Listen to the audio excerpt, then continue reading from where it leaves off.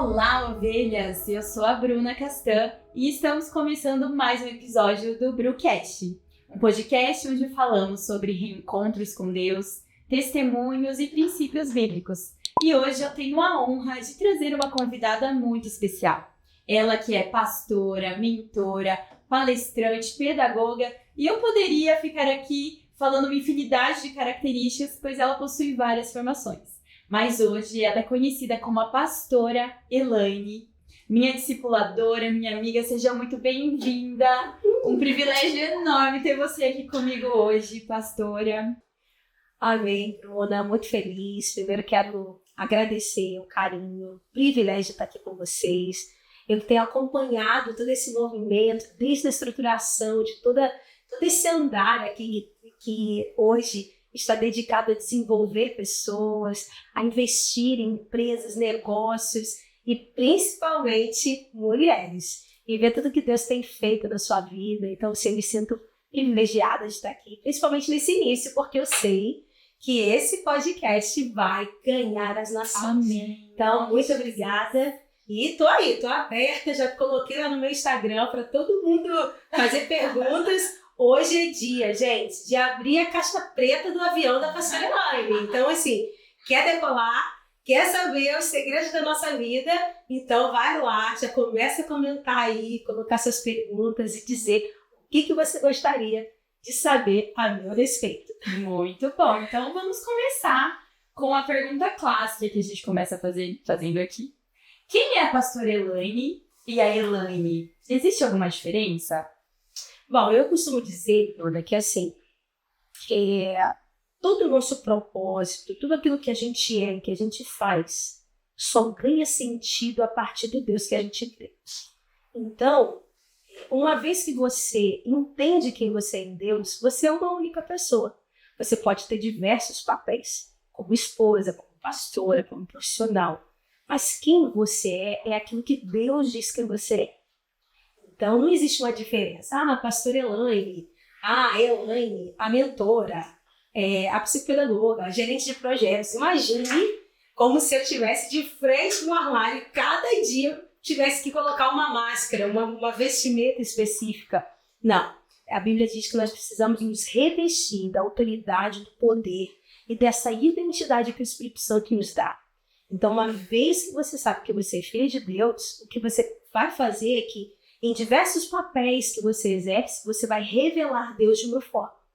Então, seja como pastora, seja como profissional, seja como mentora de mulheres, o meu papel é revelar aquilo que eu creio e quem me fez e quem me chamou. Então, muitas pessoas falam, né? Como deve ser desafiador, porque eu sou super extrovertida, alegre, calhona. Meu Deus do céu. Eu falo o tempo todo, eu falo, gente, eu achava que eu não ia ter jeito para ser pastora, né? Porque eu falo com as mãos, a equipe de vocês aqui vai ter que administrar esse monte de mão, né? Falo com as mãos. Eu ia pregar no lugar e ficava desesperada, assim, pensando, meu Deus, como eu vou administrar um púlpito, uma água, as minhas anotações da Bíblia? Gente, é muito para mim.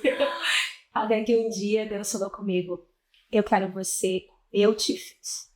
Então, esse é o único papel de serva de Deus, de filha de Deus, de revelar a imagem e semelhança que Deus projetou para mim. Eu acho que isso me deixou num lugar seguro, do que ficar tendo que administrar personalidades diferentes. Não, olha, agora eu sou pastora, agora eu sou mãe, agora eu sou Elaine. Olha, o meu papel é revelar aquele que me chamou. Uau, incrível. Até porque com Deus na nossa vida não tem como a gente usar máscaras, né? Então a gente revela a Deus, a gente é aquilo que a gente é, a nossa identidade em Deus em todos os papéis, em todas as funções. Muito bom. E pastora Elaine, como que foi a sua conversão? Como que aconteceu? Já faz tempo que a pastora é convertida? Bom, já pode chorar ou ainda não? Diferente da maioria das pessoas, eu não me converti dentro de um apelo convencional. Normalmente a pessoa vai para a igreja, ela já está inserida dentro de um contexto cristão, onde alguém já está apresentando Jesus para ela, e ali tem todo um ambiente, uma atmosfera que favoreça isso. Eu não nasci num lar cristão, Ou seja, não existia ali uma atmosfera. Mas Deus ele foi usando pessoas específicas até que aquele momento acontecesse. Eu me converti ali com os meus 16, 17 anos. E eu costumo dizer que eu estou me convertendo até hoje. Eu costumo dizer que a conversão ela é um processo eterno de transformação. Mas o meu encontro marcado com Jesus, ele não foi numa igreja, ele foi numa casa. E me emociona todas as vezes que eu lembro disso, porque eu morava num bairro do Rio de Janeiro, que hoje se tornou um bairro nobre, né? Um bairro muito especial, assim, que muitas pessoas conhecem, mas há 45 anos atrás ninguém sabia que esse bairro existia. E eram poucos recursos que aquele bairro tinha. Então, não era tão fácil assim ir a uma igreja, não era tão fácil para se locomover, para ir para uma festa, para tudo. Era um bairro com muitos poucos recursos, né? E aí tinha um casal jovem que fazia um encontro na casa deles. E esse encontro se chamava Grupo Águias. Olha só, como se fosse uma célula. Como se fosse uma célula. Ou seja, não está uma célula, gente, começa logo assim. E ali naquele dia, né, aquele casal jovem, recém-casado, utilizando a sua casa, logo no comecinho da vida com Deus deles também, a vida de casado, eles reuniam ali jovens e adolescentes na casa deles, e eu ia para lá. Eu tinha uma amiga chamada Ana, que trabalhava no mesmo lugar que eu, e ela sempre me convidava para esse encontro. E um belo dia, a pastora Josiane faz um apelo, e ali eu tive um encontro verdadeiramente com Deus. Aquele encontro, para mim, ele foi decisivo, porque não foi por uma religião, foi por um amor e um preenchimento de um vazio que eu tinha e que nada era capaz de preencher. Eu não tive o privilégio e a oportunidade de conhecer o que era paternidade na minha infância e na minha adolescência, mas naquele dia eu recebi um abraço de pai. Aquele apego ali, aquele momento de uma jovem, uma pessoa simples, de uma maneira tão simples, mas foi tão extraordinário que eu nunca me esqueci. A pastora Josiane e o pastor Paulo, eu convivo com eles até hoje, né? E falo para eles sempre assim, eu falo que todas as vezes que vocês veem tudo aquilo que Deus fez na minha vida, vocês saibam que a decisão que vocês tomaram lá na juventude de vocês, ela mudou completamente o destino da minha vida. Aquele amor, aquele carinho, aquele cuidado, aquele abraço, aquele apelo, marcou a minha vida para sempre. E o que fica? Fica a missão e a pergunta para você que está nos assistindo, para todos nós. O que tem acontecido dentro da nossa casa? Porque algumas pessoas poderiam dizer, eles são muito jovens, recém-casados. Mas a minha vida mudou completamente a partir daquele dia. Não foi aquele dia que eu mudei as minhas vestes, não foi naquele dia que eu li a Bíblia toda, não foi aquele dia que eu decidi pelo pastoreio, mas foi aquele dia que eu decidi pertencer a Deus. A minha noção de pertencimento, de acolhimento, de proteção, de paternidade, eu me encontrei naquele dia. Então, assim, às vezes a gente não tem dimensão que a nossa casa ela pode ser um lugar de envio. A casa deles me enviou para tudo aquilo que eu vivo hoje. Aquilo que eu não tive a oportunidade de conhecer, de encontrar dentro da minha própria casa, eu tive a oportunidade de encontrar na casa deles. Um casal muito jovem. Então, assim, eu acho que a responsabilidade que nós temos de rever aquilo que é feito, realizado e operado na nossa casa. E eu sempre olho para a pastora Josiane, para o pastor Paulo e falo, onde eu estaria se eu não tivesse aceitado aquele convite de ir até a casa de vocês naquele dia, sabe? Porque, assim, eu tive uma infância, uma adolescência, um processo familiar muito desafiador. E aquele dia, algo mudou dentro de mim. Sabe? Toda aquela questão de rejeição, de entendimento, de disfunção da minha identidade, aquilo foi tão marcante para mim que só quando eu fecho o olho e lembro daquele abraço, sabe? Aquela pergunta mudou completamente o destino da minha vida. E a minha oração todos os dias é que a minha casa seja esse lugar de envio.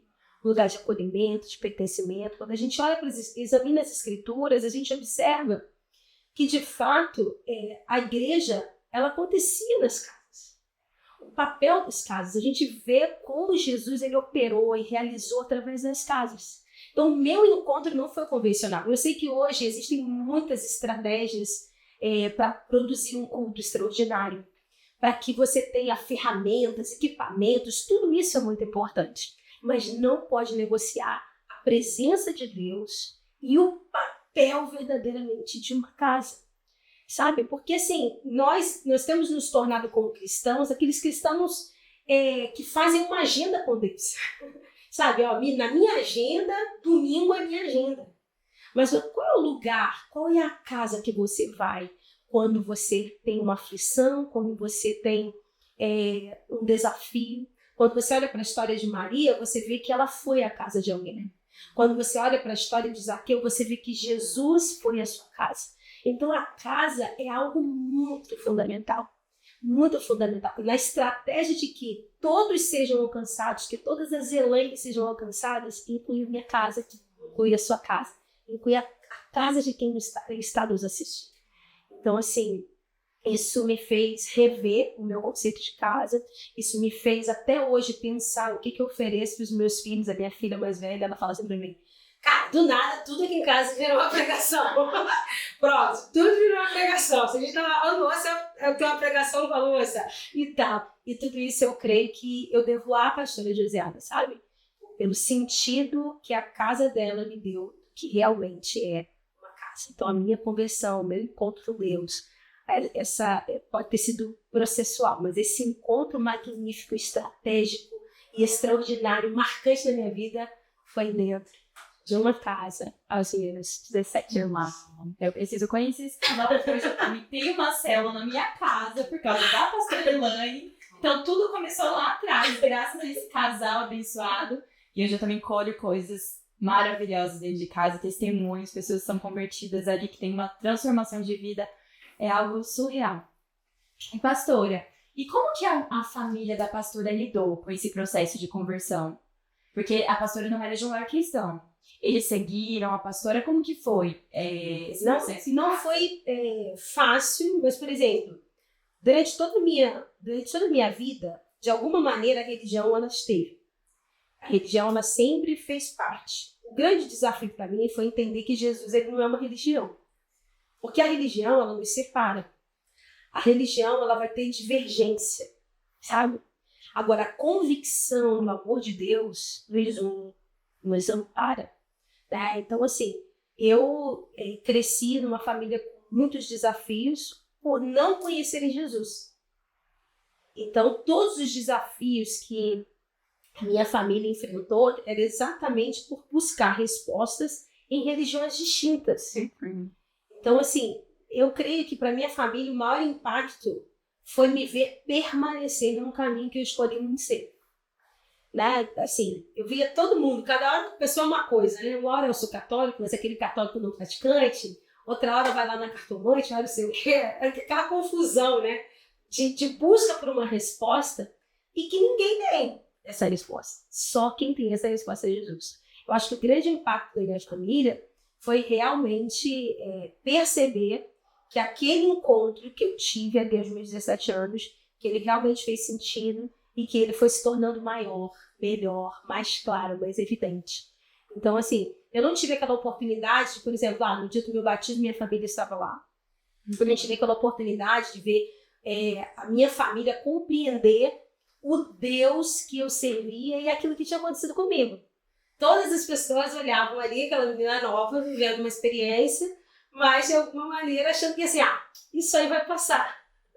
Isso aí vai acabar, não vai se sustentar. Né? Eu acho que é natural, porque no fundo só sabe o que Jesus faz, o que Jesus é, quem vive. Então, para aquele momento, a minha família, com certeza, como eu sempre fui muito madura, fui trabalhar muito cedo, fui buscar respostas para a minha vida pessoal, para o meu desenvolvimento, para a minha carreira. Tudo isso foi muito cedo na minha vida. Eu acredito que a minha família imaginava que isso aí seria uma coisa pontual. Ninguém conseguia imaginar que, de fato, eu me tornaria uma pastora, que aquilo se tornaria a minha prioridade da minha vida. Depois a minha família não ia conseguir compreender que eu ia renunciar uma carreira inteira para me dedicar integralmente ao ministério. Então eu compreendo que foi desafiador para que cada um entendesse. Mas, de fato, quando a pessoa vê o que você se transforma, mesmo que a pessoa não concorde, ela te respeita. Porque não há quem não melhore sem... não há quem conheça Jesus que não melhore. Então, eu me tornei um ser humano melhor, me tornei uma menina melhor, eu escolhi caminhos melhores. Eu tive muito menos oportunidades do que a maioria das minhas irmãs, das pessoas da minha família. Eu vim de uma família muito simples, com poucos recursos. Meu pai abandonou minha mãe cedo com as suas filhas. É uma história desafiadora. Minha mãe foi uma lutadora. Minha mãe foi uma mulher, minha mãe né, até hoje. Ela é essa mulher que se superou, uma mulher que cresceu, avançou, que não teve muitas oportunidades, mas que conseguiu transformar a realidade dela, sem Jesus. Mas imagine o que aconteceria. Então, assim, eu quando eu olho para a minha história, para a história das minhas irmãs, das minhas amigas de infância, quando eu volto no meu bairro, eu sempre faço esse retorno, né? Então, assim, porque mais importante do que você ter para onde ir, é você ter para quem voltar. Esse retorno, você olhar, então, assim, agora, eu creio que um mês e pouco atrás, ou 2, eu estive lá de volta no bairro onde eu cresci, na casa da minha mãe, ali no meio dos lugares, das minhas memórias, e eu observo qual é a grande diferença. Muitas pessoas vão dizer assim, não, é porque você tem uma vida acadêmica, estudante. Não, é porque você viajou, porque você rompeu as barreiras internacionais, é porque você conquistou objetivos e tal. E eu falo o tempo inteiro, não, a grande diferença de mim para a maioria das pessoas que eu nasci, cresci perto, foi o meu encontro com Jesus. E isso me levou para o lugar onde eu estou. E isso me levou para essa autoridade, para essa verdade, para essa vida equilibrada, para essa estratégia de entender que a sua vida é um instrumento em missão com Deus. Então, eu creio que todos os desafios que a minha família viveu estão atrelados a não conhecer aquilo que eu vivi. Porque isso é individual, é intransferível. Não dá para você transferir para ninguém o que realmente é esse encontro com Jesus. Então, eu acredito que foi desafiador, mas tem vários momentos assim, muito engraçados, né? De perceber que, por mais que as pessoas estivessem caminhando para uma direção muito diferente da minha, os meus primos, a minha família, as minhas irmãs, a minha mãe, todo mundo, eu sabia que eu estava caminhando para uma direção completamente diferente. Mas mesmo assim, mesmo caminhando para uma posição diferente, eu vi as pessoas me respeitarem, eu vi as pessoas respeitarem o Deus que eu servia, eu vi as ligações chegarem, eu via uma pessoa, por exemplo, que tinha ali seus hábitos com bebida alcoólica, entre outras coisas, né?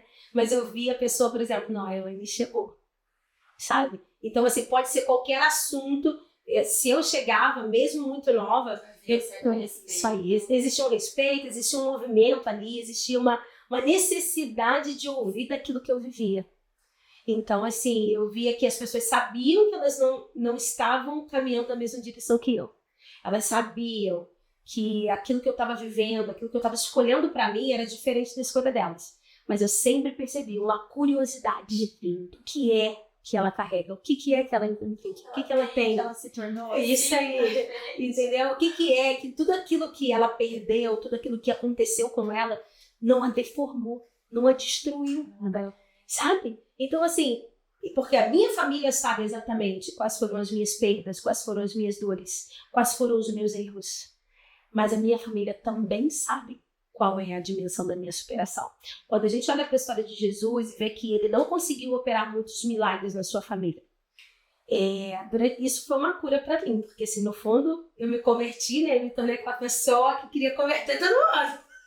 Como uma boa influente dominante, eu queria ali, gente, vamos lá, o que precisa fazer? Pegar um machado e enfiar uma Bíblia? O que tem que fazer, né? Meu Deus, e aí eu faço o quê? Para todo mundo entender o que eu vivo, o que eu faço. E com o tempo eu fui percebendo que só o Espírito Santo, ele convence. Mas essa passagem, ela foi uma passagem que foi uma cura para mim. Por quê? Porque Jesus, a Bíblia relata que Jesus, ele não conseguiu realizar muitos milagres ali entre os seus. E ali revela uma incredulidade. Não é uma incredulidade do ponto de vista de que ele era Deus apenas. Era uma incredulidade daquilo que ele tinha se tornado. As pessoas veem que você se torna, elas veem que há algo diferente, mas elas não conseguem acreditar naquilo que você se tornou. Elas ainda estão presas naquilo que você foi. Como é possível, né, que ela se tornou isso tendo vivido tudo aquilo, né? Nos erros que você cometeu. A pessoa ela fica, de certa forma, aprisionada no passado, de forma que ela não consegue alcançar aquilo que você está fazendo.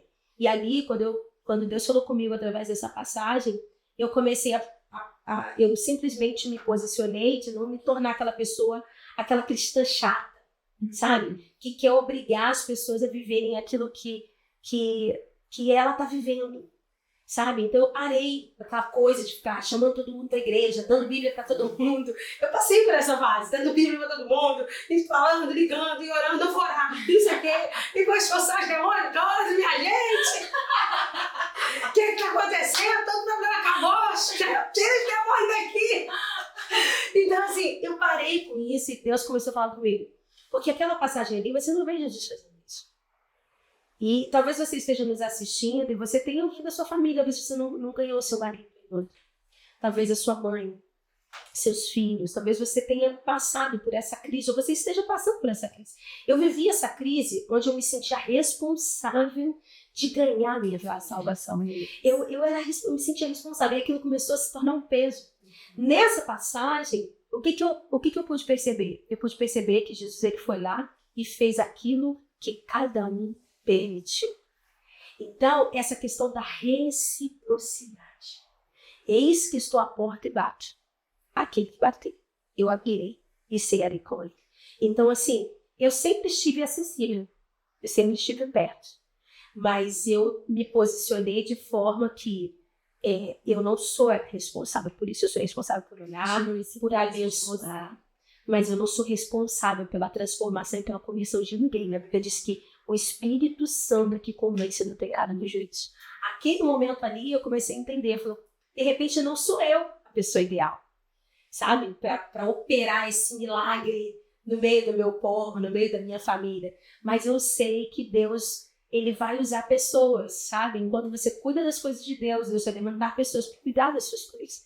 Se você está me ouvindo e você hoje está enfrentando essa crise, você tem essa expectativa no seu coração, esse anseio, esse sonho de ver sua família rendida aos pés do Senhor, eu vou dizer para você, não desista. Não desista. Não é sobre você retroceder, não é sobre você lavar as mãos. É sobre você usar a estratégia certa. E sabe qual é a estratégia certa? Transforme-se naquilo que Deus chamou você. Porque à medida que as pessoas compreendem a alegria, à medida que as pessoas compreendem aquilo que você se transformou, aquilo que você está vivendo, você vai atraí-las para aquilo que você está vivendo. É muito mais importante do que você impor uma opinião, impor uma religião, impor uma decisão. Viva Jesus de maneira intensa, de maneira clara, de maneira pública. Não esconda de ninguém, sabe, aquilo que você tem se tornado a cada dia. Lute por aqueles que você ama, mas não lute com as suas próprias armas, sabe? Lute com a sua própria vida, esmurrando a sua carne, renunciando às suas vontades. Eu fico imaginando o impacto para minha família quando viu ali, eu chegando num patamar alto profissional. E eu falei assim, não, mas agora eu quero abrir mão de tudo para me dedicar integralmente ao meu Senhor. Isso aí, eu acho que já é algo que deve ter mexido muito com todo mundo. Meus amigos, eu lembro que algumas amigas minhas entraram em contato com a minha mãe, falaram com a minha mãe, gente, acho que ela enlouqueceu. Não pode ser. Gente, não, a gente não pode fazer isso. A gente perdeu a cabeça, não tem noção. Então, assim, não desista da sua família, mas respeite. Eu acho que essa margem, o respeito, ele é muito importante. E entenda, a Bíblia diz que Jesus, ele não conseguiu operar muitos milagres e tá tudo bem. A pergunta é, faz sentido para você? Se faz sentido, tá tudo bem. Nossa, linda história. Lindo ver o seu posicionamento de não ser essa religiosa chata, né, que muito cristão se torna. Mas existe, assim, uma diferença muito marcante na sua vida, antes e depois da conversão, assim, hábitos que você tenha deixado para trás, que já não fazia mais sentido para você, de repente? Ah, com certeza. Principalmente, eu falo que, assim, existem 3 coisas fundamentais que se percebe na conversão e na transformação de uma pessoa, que é linguagem, roupa e relacionamentos. Pode anotar isso aí. Linguagens, roupa e relacionamentos. Não adianta. A pessoa vai falar assim, não, eu me converti, mas assim, eu não mudei minha roupa. Você pode ter certeza que ainda está faltando alguma coisa. Porque a conversão, ela vai gerar uma transformação visual. A transformação, ela é visual, não tem como. A Bíblia diz que as pessoas que andavam com Jesus, elas eram semelhantes. As pessoas que andavam com Jesus, as pessoas sabiam, só de olhar para elas, as pessoas sabiam que de fato elas eram seguidoras dele. Então assim, hoje nós vemos que está na moda esse negócio de ser crente. Mas entre você viver a moda de fazer um devocional, a moda de você ter uma Bíblia colorida, e você viver renúncias na sua vida é muito diferente. Então, assim, conversão combina com renúncia. Conversão combina com deixar para trás. Então, não adianta. Nós estamos aí no início do ano. Talvez você esteja nos ouvindo, esteja aí fazendo suas metas, seus planos, cuidando aí do seu planejamento, fazendo aí o seu cronograma de leitura bíblica. Eu vou dizer para você, examine o seu coração. Ele disse que nós precisamos examinar. E esse examinar, ele é eterno. Você tem que estar sempre sabendo que você vai precisar mudar a sua linguagem, mudar a sua maneira de vestir. E você vai ter que mudar os seus relacionamentos. Maneira de vestir, pastora, sim. Porque a Bíblia diz que os profetas até suas vestes curaram. Do mesmo jeito que você não pode ir para como é que se fala ali, gente? Lá no negócio do juiz lá. Sim. Esqueci o nome. Uma audiência. Meu Deus, minha gente. Fugiu. Então, você vai para uma audiência de biquíni? Você já foi para uma audiência de biquíni? Não, gente, eu já tenho que ir para uma audiência trabalhista. Vou vestir o meu maiô e vou. Não, você tem uma quadra. Por exemplo, quando você vai para um casamento, você tá ali, um casamento, tal, você sai da praia correndo, do jeito que você... Não, para cada ocasião tem um tipo de vestimenta. A indumentária da vestimenta, ele é uma coisa tão forte, tão séria, isso aqui pode ser um assunto para um outro podcast um dia, mas, por exemplo, ninguém vai para uma guerra de pijama. Você já viu o soldado, ele foi alistado para uma guerra, e aí ele vai, levanta, coloca o pijaminha dele e vai? Não. Então, por exemplo, as vestes, elas são adequadas para revelar a quem você serve. Então, assim, a maneira como você se veste vai abrir porta, vai fechar porta, vai te levar para o céu ou não. Eu não estou falando aqui de salvação, eu estou falando de revelar aquele que te chamou. Então, quando você se vestir, você tem que se perguntar, o que eu quero com essa roupa? Esse nível de transparência, esse decote, essa fenda, o cropped. Eu falo pra minha filha, crente não usa cropped. Tira o cropped. Eu falo pra minha filha, meu Deus do céu, eu vou bater aí no seu armário pra ver ali que roupa é aquela que se converteu. Então, assim, nós precisamos entender, Bruna, não tem jeito. Você precisa olhar para uma pessoa e você conseguir identificar que tem Deus nela em tudo que ela faz. Tudo que ela faz. Então, assim, a maneira como você se veste tem que mudar. Não só porque você se converteu, mas porque a estação mudou. Existem roupas que você usava quando você era bebê, que depois, quando você está com 2, 3 anos, você não usa mais. Por exemplo, fralda. Né? Hoje em dia eu vejo um monte de adultos usando fralda, Jeová. Não é assim? Então, assim, nós precisamos entender que existem vestes para cada estação. Existem roupas para cada momento. Então, assim, para cada fase da vida. Existem coisas que não é digno para uma mulher casada usar. Então, assim, eu vejo que... Eu até indico muito para as minhas discípulas, para as minhas mentoradas, para que a gente consiga compreender o que é de Deus é belo. Sabe? O belo, tá? Quando você pensa em Deus, você pensa em pureza, leveza, limpeza. Você pensa em beleza. Sim. Então, as suas vestes, ela precisa revelar isso. Sabe? Precisa revelar essa beleza, essa pureza de Deus. Então não tem como, né? Eu sou convertida desde nova, né? Desde criança, nacional e cristão. Mas eu só entendi a importância de mudar a minha vestimenta quando eu tive relacionamento com Deus. Porque eu conhecia Jesus de ouvir falar. Mas no momento que eu tive intimidade, que eu busquei o Senhor no meu dia a dia, o relacionamento, já não fazia mais sentido pra mim. Então eu olhava pro cropped e falava, gente, não combina comigo, porque Deus é um Deus santo. Então, tirei tudo do meu guarda-roupa também. Tive um processo assim, de limpeza da alma, de entender quem Deus é. Quando a gente entende o quanto Deus é santo, o quanto Deus é puro, e a gente se aproxima dessa santidade, não tem como a gente continuar com o guarda-roupa cheio de cropped, de saia curta, não tem como. Olha, eu acho que todo mundo aqui vai sair daqui hoje e vai dar uma olhadinha no armário. Aquela sainha, sabe? Aquela queima, não dá pra ninguém, gente. Sabe, de verdade? Não serve pra gente, não serve pra outro. Não dá pra ninguém. Queima. Então, assim, suas vestes precisam revelar a quem você serve, a estação que você tá e pra onde você tá indo. Sabe? Quando você se arruma em casa, pela maneira como você tá se vestindo, alguém sabe pra onde você tá indo. Se você tá numa viagem, sua mala extraviou. Eu trabalhei viajando por muitos anos, né? Passei 17 anos da minha vida em viagens, né? Então, no meu trabalho, eu tinha uma pessoa que treinava todas nós que viajávamos muito, para quê? Para conseguir organizar a mala.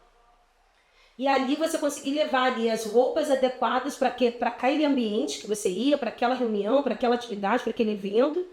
E pouco volume, né, gente? Para não pagar bagagem extra. Então, assim, a vida é assim. A bagagem que você vai levar, ela vai revelar onde você vai entrar. A bagagem que você vai levar vai revelar onde você vai entrar. E muitas vezes, eu já passei por muitos desafios de bagagem extraviada, né? Teve excesso de viagens também. E eu ficava sempre pensando, poxa, uma bagagem extraviada, quando a pessoa pega a bagagem, ela sabe para onde a pessoa está indo. Se tiver ali muita roupa de banho, sabe que ela está indo para um lugar onde tem praia, piscina, alguma coisa, né? Se tem muito terno, etc., você já imagina que são uma viagem mais de negócios ou um lugar mais frio. Então, assim, a maneira como você se veste revela para onde você vai. E a pergunta que eu faço para mim, para você, todos os dias, quando eu olho para o meu armário, é: aquilo que eu me visto me leva para o céu, me leva para o inferno. Tá? A outra coisa são relacionamentos. E aí eu vou tocar aqui numa coisa que dói. Porque todo mundo aí fala, faz curso, desenvolvimento e tal, fala de quê? Fala, não, nós somos fruto das 5 pessoas que a gente vai se relacionar. Gente, nós estamos numa geração em que o relacionamento das pessoas está aqui. É superficial, né? É aqui, ó. E aí você fala, não, porque eu me relaciono. Não. Você precisa avaliar quem você segue. Você precisa avaliar esse monte de gente que você tem no seu Instagram. Para quê? Essas coisas que aparecem no seu feed. Esse tipo de sugestão que aparece no seu feed está inteiramente atrelado àquilo que você está se tornando. E você nem está percebendo. Então, assim, existem pessoas que não vão para a sua próxima fase. Eu sempre fui muito agarrada às pessoas. Então, assim, ao mesmo tempo que eu não desenvolvi essa paixão por coisas, eu sempre fui muito ligada a pessoas. Desde pequena, minha mãe conta que eu sempre fui assim. Por exemplo, a tia chegava lá em casa e aí eu chegava e falava pra minha tia assim, tia, vamos dormir comigo? Eu sempre tive essa coisa do toque, né? Do toque físico, abraço, sempre fui muito ligada a pessoas. Então, levou um tempo para eu entender que algumas fases da sua vida, algumas pessoas não vão. Elas não vão, não é porque elas não são boas, não vão porque elas não são de Deus, não. É porque aquela fase ela não cabe. E quando você insiste em levar algumas pessoas para a próxima fase que não são para ir, na maioria das vezes Deus para de falar com você. Então, assim, para alguns lugares não dá para levar tudo junto. E a boa prova disso é a salvação. Você não vai conseguir levar com você. Entende? Você não pode garantir a salvação de quem você ama. Por quê? Para você entender que é você que precisa fazer suas escolhas. Nós estamos num novo ano, você precisa fazer escolhas mais acertadas, precisa tomar decisões que mudem realmente seu destino. E você selecionar bem as pessoas que você se relaciona pode contribuir muito para aquilo que você quer realizar. Porque não adianta. Se você quer ter hábitos mais saudáveis, você vai precisar caminhar com pessoas que se alimentem melhor. Se você quer caminhar com pessoas, se você quer uma vida mais espiritual, você vai ter que se relacionar com pessoas mais espirituais. Então, pastora, o que eu devo fazer? Primeiro, já começa com um desafio que eu dou para todas as minhas mentoradas. Olha para o seu Instagram, vê lá quantas pessoas você segue. Faz uma faxina. Então, eu vou olhar aqui ao vivo aqui o meu, ó. Meu Instagram tem 21 mil seguidores. E quantas pessoas eu sigo? Eu sigo 928 pessoas. Você pode olhar aí agora, tá? Eu não sou muito ligada a essa questão da rede social. Esse ano, meu compromisso com você é que eu vou aparecer mais. Mas eu já desafio, você não pode seguir mais de 10% das pessoas que te seguem. Você precisa seguir no máximo, estourando 10%. Então, se eu tenho 21 mil aqui, eu posso seguir no máximo 2 mil pessoas.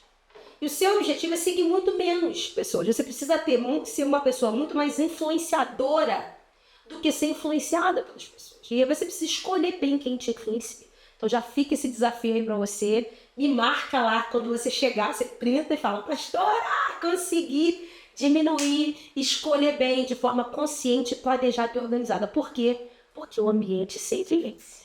O ambiente sempre vence. Se você não escolher bem com quem você vai se relacionar, certamente você vai parar em lugares que você não deveria ir. E aí, quando se fala de relacionamentos, é uma avaliação pessoal também. Porque é muito fácil você se posicionar como alguém que escolhe as pessoas que você quer andar. Mas a pergunta que Deus faz para mim todos os dias é, Elaine, quem é que vai querer andar com você? Por que as pessoas querem andar com você? E que fique essa pergunta pra gente. Porque às vezes a pessoa fica com aquele mimimi, né? Ah, fulano me chamou pra festa. Ah, fulano me chamou pra isso. Ele está transferindo a responsabilidade para alguém, da pessoa te convidar. Por que você não se pergunta por que será que as pessoas não querem você ali? Cada um senta na mesa aqui conquistar. Nossa, essa é forte. Essa é forte. Cada um, anota aí. Cada um senta na mesa que conquista. Quando nós olhamos para aquela mulher, a Bíblia diz que ela chega ali à beira da mesa e ela seca se alimentar das migalhas. Porque ali ela estava honrando uma mesa que ela ainda não tinha conquistado para sentar. Então nós precisamos, ao invés dela ficar ali chorando, ela se satisfez com e ela simplesmente, mas ela se posicionou como alguém que queria o quê? Que queria entender o que era necessário para ser digno da presença e para fazer parte da mesa de Jesus. Então eu acho que a gente precisa ter maturidade para isso. Relacionamento não é só sobre as pessoas com que você se relaciona. É sobre você se tornar uma pessoa melhor a ponto das pessoas quererem se relacionar com você. Sabe? Tu é chata pra caraca. Entende? Tu é chata, inconveniente, entrona. Ninguém vai te querer. Reclama de tudo, fala mal de todo mundo. Meu Deus, quem é que vai te chamar para algum lugar? Parece que minha mãe falava uma coisa muito engraçada. Minha mãe falava assim, gente, tem gente que é igual taioba na panela quente. Quem conhece taioba, minha gente? Eu não sei se você conhece, mas existe um negócio chamado taioba. É complicado. Passou na testa da pobreza. Entregando minhas orelhas aqui. Quem conhece taioba? Então, minha mãe falava, gente, tem gente que é taioba na panela quente. Ou seja, ele é capaz de murchar, sabe? Faz você fechar o tempo. Ei, eu falo com meus filhos lá. Hoje o Theo estava chorando de manhã, eu já falei, Theo, aumenta a frequência. Vambora. Gente, se torne alguém que as pessoas desejam ouvir. Se torne alguém. A Bíblia diz que movimentos de Jesus eram suficientes, sabe para quê? Para que os discípulos ficassem em volta dele, para que eles soubessem que eles iam até ele. Como as pessoas vão conhecer Jesus hoje? Através da gente, através da maneira como a gente se relaciona com a vida, com as coisas, com os problemas, com as pessoas. Ei, torne-se uma pessoa melhor. Entenda que aquilo que você está passando, aquele problema que você está vivendo, é uma oportunidade de te aperfeiçoar, de melhorar. Mas não, a gente vai se tornando vítima do nosso problema e vai responsabilizando todo mundo no nosso relacionamento. A maioria dos gabinetes que eu faço, que as meninas chegam ali falando, pastora, eu estou precisando sozinha. Aí eu já conheço Jesus. Aquela minha filha que fala, ela fala assim, gente, aquela frase, aquelas palavras que todo mundo quer falar, mas que só a pastora Elaine vai te dizer. Aquelas coisas que todo mundo quer falar, ninguém consegue, mas só eu consigo dizer. Gente, eu falo para meu Deus, mas tu é chata, apaixonada. Ninguém vai aguentar. As pessoas querem conviver com gente alegre, gente entusiasmada, gente tem projeto de vida, gente feliz, gente que se arruma, que se cuida. Meu Deus, vai ficar solteira. Entende? Não transfira, não faça, não se perca nas suas perdas. Às vezes aquilo que você perdeu faz você se tornar uma pessoa que ninguém quer se relacionar. Então, em 2024, decida se remover, sair de alguns grupos de WhatsApp, sair de alguns relacionamentos, sair de algumas coisas. E quer melhorar, você vai precisar de grupos de apoio. Você vai precisar de uma célula, você vai precisar de uma igreja, você vai precisar de gente melhor que você. Aprenda a se relacionar com pessoas do seu nível para cima. Tem gente que só se relaciona com pessoas do seu nível para baixo, porque quando você se relaciona com pessoas do seu nível para cima, você vai precisar ler, você vai precisar fazer curso, você vai precisar fazer excelente. Acaba crescendo. Você vai precisar ouvir, você vai precisar, cara. Você precisa entender que você não é melhor do que ninguém. E aí, como é que você faz isso? Se relacionando. Como é que você relaciona com seus parentes? De 0 a 10, como que você relaciona com quem você não conhece? Você cumprimenta uma pessoa no caixa? Você fala com as pessoas no elevador? Você precisa ser uma pessoa diferente, porque eu não consigo imaginar Jesus entrando no ônibus e não falando com as pessoas, não tendo um sorriso, uma comunicação não verbal de alguém que é cheio de Espírito Santo. Então, as vestes são importantes, mas seus relacionamentos revelam para onde você vai. Seus relacionamentos revelam quem Deus é para você. Então, a minha conversão foi muito desafiadora abrir mão dos meus relacionamentos. Eu acho que assim, a última para mim foi quando eu casei. Aí, punk, a revelação aqui, gente. Porque eu tinha 3 amigos, gente, que me acompanhavam por anos, né? E assim, eles não eram cristãos, né? Recentemente um deles até falou pra mim que tá frequentando a igreja e tal. E eu tinha 3 amigos ali que já caminhavam comigo desde cedo, que a gente fazia tudo junto e tal, e que mesmo cada um trabalhando num lugar, numa coisa de vez em quando se encontrava, mas eram 3 amigos que eram muito próximos a mim. E aí, existia uma coisa que eu ensinava pra todo mundo, né? Porque é muito fácil você ensinar algo que você ainda não tá vivendo, né?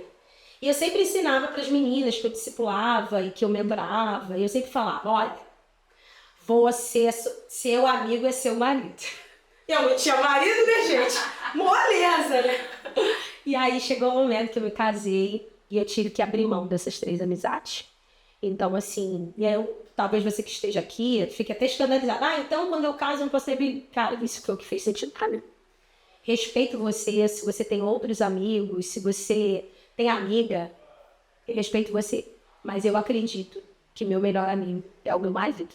E isso também foi um novo passo na minha conversão. Foi entender que a minha referência masculina, o meu papel como esposa exigia fazer essa renúncia. Então você entende que a conversão é um processo eterno. Cada fase você tem que fazer escolhas. Então, assim, aqueles relacionamentos, eles faziam sentido até eu me casar. Depois que eu me casei, não fazia mais sentido eu ficar ligando para os meus amigos e perguntar, e aí, você gostou disso? Olha o projeto que eu escrevi, olha o meu sermão, olha isso, aquilo, vamos nos encontrar, vamos isso. Então não fazia mais sentido para mim. E foi a melhor decisão. Eu respeito você que tem, se você tem amigos e tal, mas eu quero desafiar você a fazer do seu cônjuge o seu melhor amigo, a sua melhor amiga. É claro que para mim é muito fácil fazer isso, visto que eu tenho um marido que me protege, que me ampara, que me valida, que me apoia, que me ama. Né? Então é muito mais fácil para mim. Mas eu quero dizer para você, a melhor maneira de você blindar o seu relacionamento conjugal é você selecionar bem quem você deixa andar. Então comece abrindo mão. E ali foi uma renúncia muito grande, né? E para cada etapa, por exemplo, vim embora para o Alphaville, gente. Eu tive que abrir mão, porque assim, eu não convivo mais com as pessoas que eu convivia. Você pode falar no telefone e tal. Então, assim, para cada fase da sua vida, você vai ter que rever seus relacionamentos. A minha dica para você, o que fez sentido para mim, que faz sentido até hoje, toda hora eu tô revendo. Olha, eu revendo as minhas vestes, eu tô revendo os meus relacionamentos, e eu tô revendo a minha forma de falar. Isso é minha forma de falar. Eu sempre fui aquela pessoa assim, eu tomo uma dragada. Então, pronto, falei. Já falei. Então, assim, segura aí. Então, assim, eu acho que pra mim é muito difícil isso. Tem gente que o difícil é palavrão. Eu nunca vivi essa coisa do palavrão. Então, talvez você que tenha essa dificuldade com palavrão, você parece assim, isso mas pra mim é muito mais difícil e tal. Cara, é muito difícil você ser mansa, você colocar a palavra certa, você se fazer entender. Gente, meu Deus do céu. Então, assim, até hoje, gente, eu tô melhorando minha forma de falar. Quando eu vejo, eu já falei. Então, assim, não tem esse negócio. É um exercício diário. É um exercício diário. Mas você tem que mudar a sua maneira de falar. Então, assim, e você tem que mudar. Para você mudar a sua maneira de falar, você precisa mudar a sua maneira de ouvir. À medida que você ouve mais a Deus, você fala mais como Deus.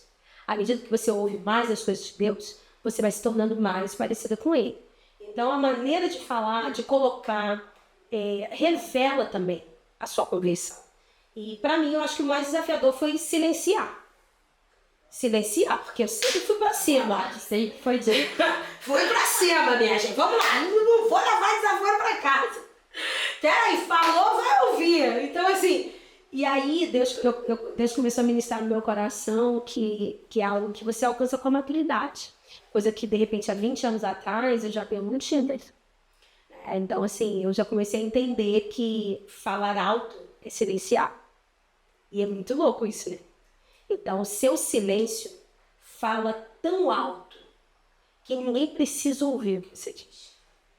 Então, assim, o seu silêncio fala tão alto que ninguém precisa ouvir o que você diz. Silencie.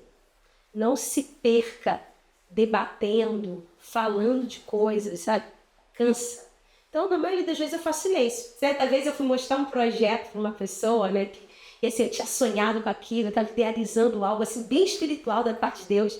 E aí, quando eu cheguei para mostrar, a pessoa vai e começa a fazer tantos questionamentos, e não tinha nada a ver com aquilo que eu ia mostrar para ela, né? E aí a pessoa começa a falar mal disso, e reclamar. Aí eu fui devagarinho, eu fui fechar aquilo. E fiz o quê? Fiz o silêncio.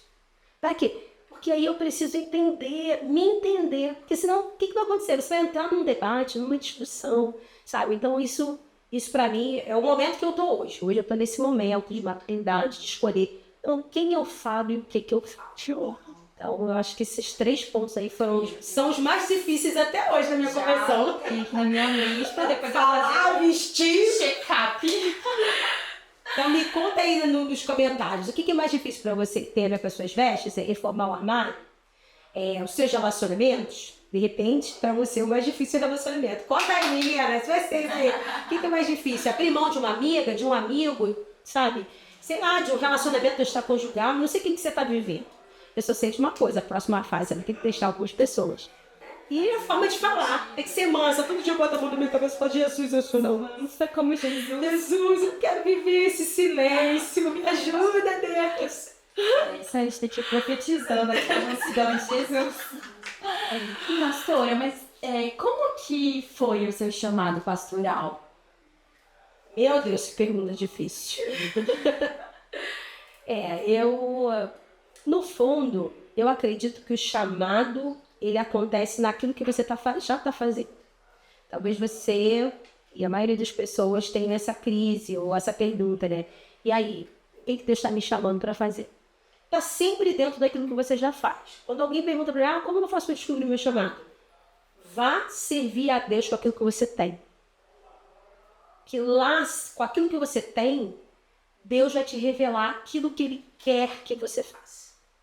Então foi assim com cada um. Se você for olhar, né, um menino menorzinho da sua casa, que estava lá por detrás das malhadas, e aí alguém chega na casa dele e pergunta por ele, tem um encontro com ele, fala para ele que ele vai ser rei, diz para ele a dimensão da autoridade que ele está recebendo, e a Bíblia diz o quê? Que ele volta para o meio das ovelhas.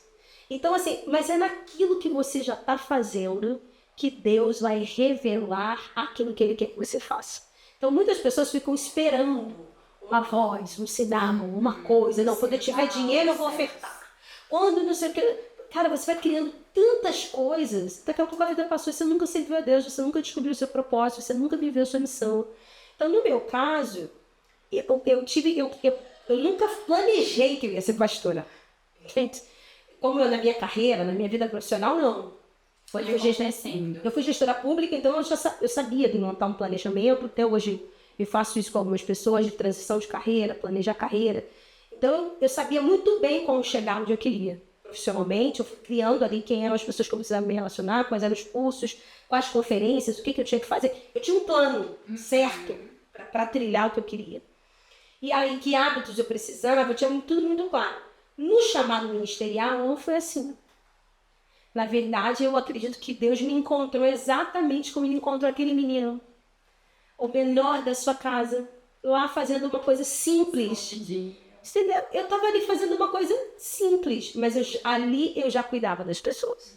Eu fui secretária municipal em muitas cidades, eu implantei projetos do governo federal em muitos estados, eu viajei, eu fui funcionária da ONU, eu fiz muitas coisas muito relevantes na minha vida profissional. Mas dentro dessas coisas, ali sempre tinha uma mulher, uma criança, uma pessoa que eu abraçava, que eu ouvia, que eu cuidava, que a minha história de alguma maneira encorajava, impulsionava, fosse a minha secretária, fosse um motorista que dirigiu o meu carro, a menina do telefone, sempre eu estava posicionada como alguém que protegia, que eu cuidava, que acolhia, já tinha um coração pastoral, isso aí. Então, assim, eu lembro que quando o pastor José me faz convite para o tempo integral, eu já tinha mais de 50 células. Comecei na minha casa, um grupo, mas assim, eu não imaginava que eu ia virar pastora, até porque como uma pessoa que fala com a mão, fala alto, derruba água, gente, olha isso. Como uma pessoa dessa vai ser pastora, né? E com uma história também desafiadora como a minha, eu não tinha uma vida convencional. O meu entendimento, como alguém que fazia análise de comportamento, de desenvolvimento humano, desempenho, eu achava que o pastor era alguém que era filho de pastor, alguém que, sabe, ia para o seminário, ia no seminário, aquela forma convencional do chamado. Quando você dá um legado dos pais, isso, uma coisa assim. Então eu não me imaginava. Quando eu fui fazer teologia, eu fui fazer porque eu era acadêmica e queria saber da Bíblia e queria ter autoridade para falar daquilo que eu pregava. Foi em busca de conhecimento. E eu comecei a pregar em igrejas, em lugares, então não tinha nem PR na frente. Entende? Nem era a minha pretensão. Então, assim, não foi uma coisa estabelecida. Mas quando o pastor José me faz convite, e eu lembro que eu fui conversar sobre isso, eu falei, meu Deus, mas eu acho que eu não vou dar conta. Como é que é a rotina? O que um pastor faz? Aí ele olha nos meus olhos e fala, filha, você já faz filho, o pastor faz. E aí eu fui embora, ele falou assim, pastorear é amar e cuidar. E você já faz isso muito bem. E ali foi um impacto muito grande para a minha vida, porque aí eu comecei a ver que eu já estava consolando alguém enlutado, eu já olhava para as crianças de forma diferente, eu já queria que as crianças tivessem um encontro com Deus, porque eu não tive um encontro na infância. E eu sempre ficava pensando, falando, Senhor, se tivesse acontecido um pouco antes, quantas coisas ruins não teriam acontecido na minha vida, sabe? Eu já olhava e falava, meu Deus, essas crianças precisam conhecer Jesus. Um ambiente que tem Jesus é um ambiente sereno. E eu já tinha isso. E aí eu comecei a olhar e falei, meu Deus, realmente, eu pastoreio. O primeiro ano que eu tive célula na minha casa, 36 pessoas se converteram. Merda. Então, assim, ali já estava uma unção pastoral, um coração pastoral.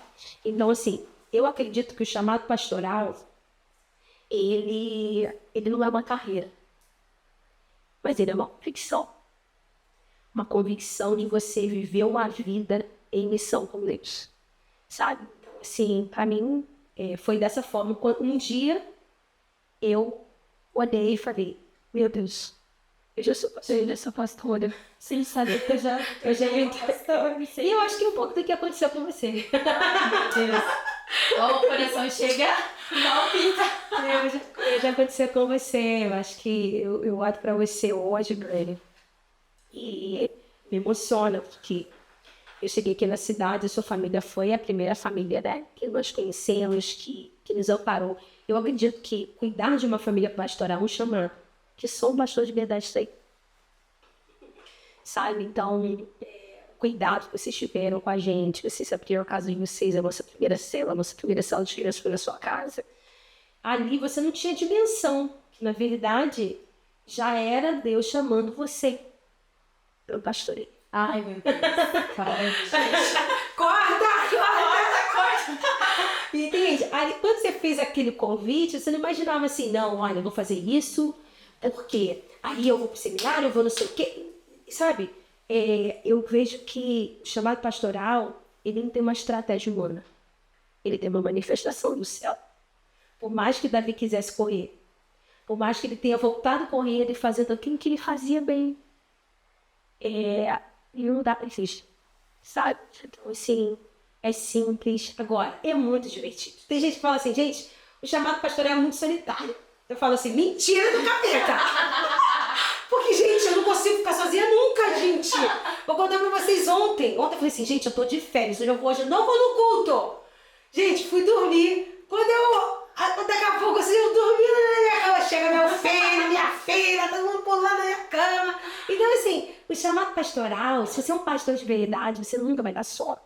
Sabe, se você cuida de alguém, você sempre vai ter alguém para cuidar de você. Sempre Deus vai encontrar alguém para te abençoar. Você vai querer ficar sozinho, mas seu telefone vai tocar. Alguém vai chegar na sua casa. Outro dia eu tô descendo assim, aquele dia. Sabe aquele dia que tá tudo cinza? Eu desci, falei, vou fazer meu devocional ali embaixo. Silêncio, não quero falar com ninguém. Deixei meu celular, desci, minha filha tinha que trabalhar. E o meu filho estava na escola. Aí quando eu desço, a menina que cuida lá da limpeza do meu condomínio, ela, ai, pastora, não acredito que a senhora tá aqui. Gente, eu saí de casa falando, eu tenho que ver a pastora. Aí pronto, ai, que legal. Aí pronto, a minha devocional já virou ali um bate-papo, ela contou um testemunho incrível de algo que eu tinha liberado na vida dela. Ou seja, quem é pastor que vive sozinho? Sabe, quem é pastor de verdade tem a alegria da salvação, a alegria do ministério. Sabe, você tá um tempo inteiro conectada fazendo algo. Sabe, todo dia é dia de festa. Eu fico pensando, meu Deus, quantos dias de festa a gente teve nesse final de ano? Então, que papo é esse que a vida pastoral é sozinho? Que ser filho de pastor é desafio. Não é desafio nada, ser filho de pastor é muito bom. Todo mundo vai falar assim, não, porque filho de pastor que passa por isso, mas passa nada. É história, porque ninguém conta pra você quantos filhos de pastores bem-sucedidos nós temos no Brasil. Homens e mulheres de Deus que são referência.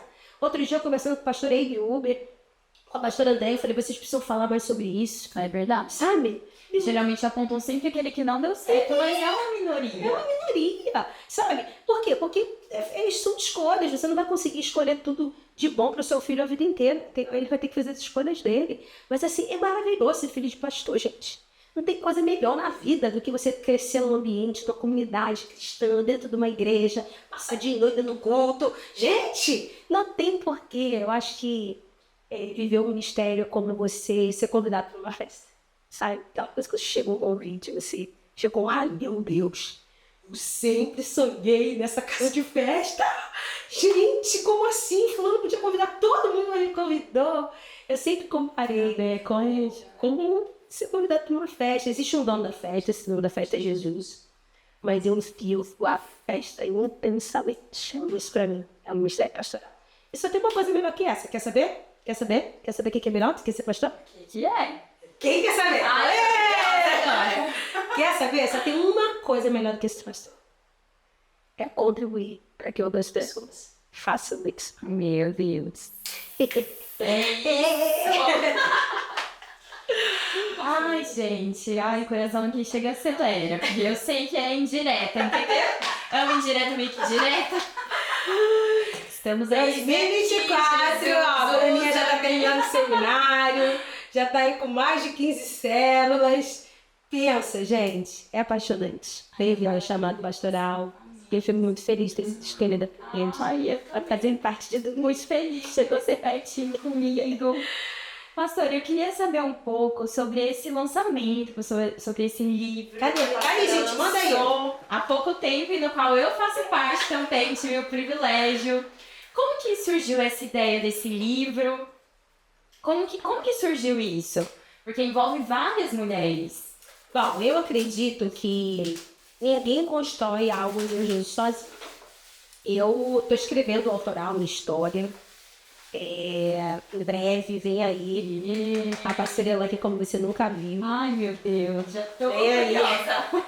Então, assim, existem algumas áreas, né, da minha vida que eu nunca revelei para ninguém, só em mentoria ou no discipulado, em aconselhamento, que eu acredito que a gente tem que ter muito cuidado com o testemunho. Sei que a gente está vivendo uma época em que as pessoas elas querem ter uma publicidade, sabe, uma vida pública, e depois elas não conseguem administrar. Então, assim, é uma responsabilidade muito grande quando você divulga o seu testemunho, quando você fala sobre isso. Então, há alguns anos eu venho orando a Deus, né, até onde eu posso revelar aquilo que Ele já jogou no mar de esquecimento. Então, em breve vem aí um livro autoral Mas desde cedo eu sabia que construir algo grande sozinha, eu acredito que é impossível. E é uma prova disso que Jesus veio ao mundo e ele não fez nada sozinho. Então, o sonho de construir mulheres extraordinárias, ele veio disso, né? De mostrar para o mundo que é possível mulheres erguerem as mãos umas para as outras. É possível você aplaudir o que a outra carrega. É possível você ser abençoada com a história de outra pessoa. É possível você caminhar junto. Né? Você vê o tempo inteiro, as pessoas estão tão preocupadas, vivendo uma geração, está todo mundo olhando para si, para o seu produto, para o seu negócio, para o seu livro, para a sua vida. E a gente precisa parar, fazer uma pausa e olhar para a nossa volta e reconhecer aquilo que você tem. Eu acredito que aquilo que você aplaude, você recebe. Então, eu entrei nessa frequência, entrei nesse entendimento e eu falei sempre, ó, antes de eu lançar o meu livro, eu quero lançar uma obra coletiva. E surgiu aí o Mulheres Extraordinárias, que é fruto das minhas alunas, das minhas mentoradas, discípulas, mulheres que já caminham comigo há muitos anos, mulheres que tiveram a sua vida impactada e transformada por ferramentas, materiais e pela minha própria vida, né? Por desvendar os meus segredos, por conhecer, me conhecer de verdade, né? Por caminharem bem de pertinho comigo. E ali nós fizemos uma seleção com mais de 400 mulheres e nós selecionamos 34 histórias. Todas elas fizeram parte da mentoria feminina. Fizeram parte da mentoria feminina. Ou presencial, como você fez, ou online, ou individual. Todas elas, de alguma maneira, foram impactadas pela mentoria feminina, que é uma jornada de desenvolvimento da mulher baseada em princípios bíblicos de sabedoria feminina. Então, nós acreditamos que Deus criou macho e fêmea. Nós acreditamos que ser mulher é um chamado de Deus, tem uma missão muito grandiosa e extraordinária dentro disso. E existem 3 pilares fundamentais que, se você quiser conhecer, você vai ter que fazer mentoria. Não dá para olhar tudo aqui. É muita coisa. É muita coisa. Assunto. Mas esses 3 pilares, eles são fundamentais, que podem destruir completamente a vida da mulher, que são negações que a mulher ela vai fazendo ao longo da vida e ela não percebe, ela vai negando, né? E essas negações precisam ser quebradas e a gente vai fazendo isso através dessa jornada da mentoria feminina, onde você vai fazendo a mulher entender o que é ser feminina segundo a palavra de Deus, como construir pontos de referência através da história e da trajetória das mulheres da Bíblia, como construir relacionamentos sólidos. Eu falei aqui que a conversão exige relacionamentos. Então, por exemplo, dentro da mentoria feminina, você também vai ter uma jornada compartilhada com outras mulheres de muitos lugares. Você percebeu que quando a gente se encontrou, eram mulheres de lugares diferentes, mas pareciam que todas elas se conheciam de forma apropriada. Então, assim, é muito lindo. Hoje eu olho e vejo as mulheres, uma vai viajar para os Estados Unidos, chega lá, ela quer um jeito de encontrar aquela que mora nos Estados Unidos. Outra vai para Portugal, se vira, quer encontrar aquela que está em Portugal. Outra está lá em Belém, meu Deus do céu. Aí você vê, olha, estou em Belém, atenção. Então, assim, isso é muito lindo, né? Numa geração em que as pessoas só falam que as mulheres competem, que as mulheres, elas invejam, que as mulheres falam mal umas das outras. Isso é mentira. Isso é um sofisma. É uma destruição da feminilidade. A mulher, ela se completa, ela se complementa, ela diz que as mais velhas, as mais experientes, elas contribuem para que as mais novas, as menos experientes cresçam, que existem mulheres mais avançadas no processo. Então, a mentoria feminina veio para aquecer no nosso coração a ordenança bíblica de que a gente se ame, de que a gente se proteja, de que a gente se encoraje, de que a gente se cuide, de que a gente seja essa comunidade de mulheres que entendem que cada uma carrega algo relevante e extraordinário dentro dela.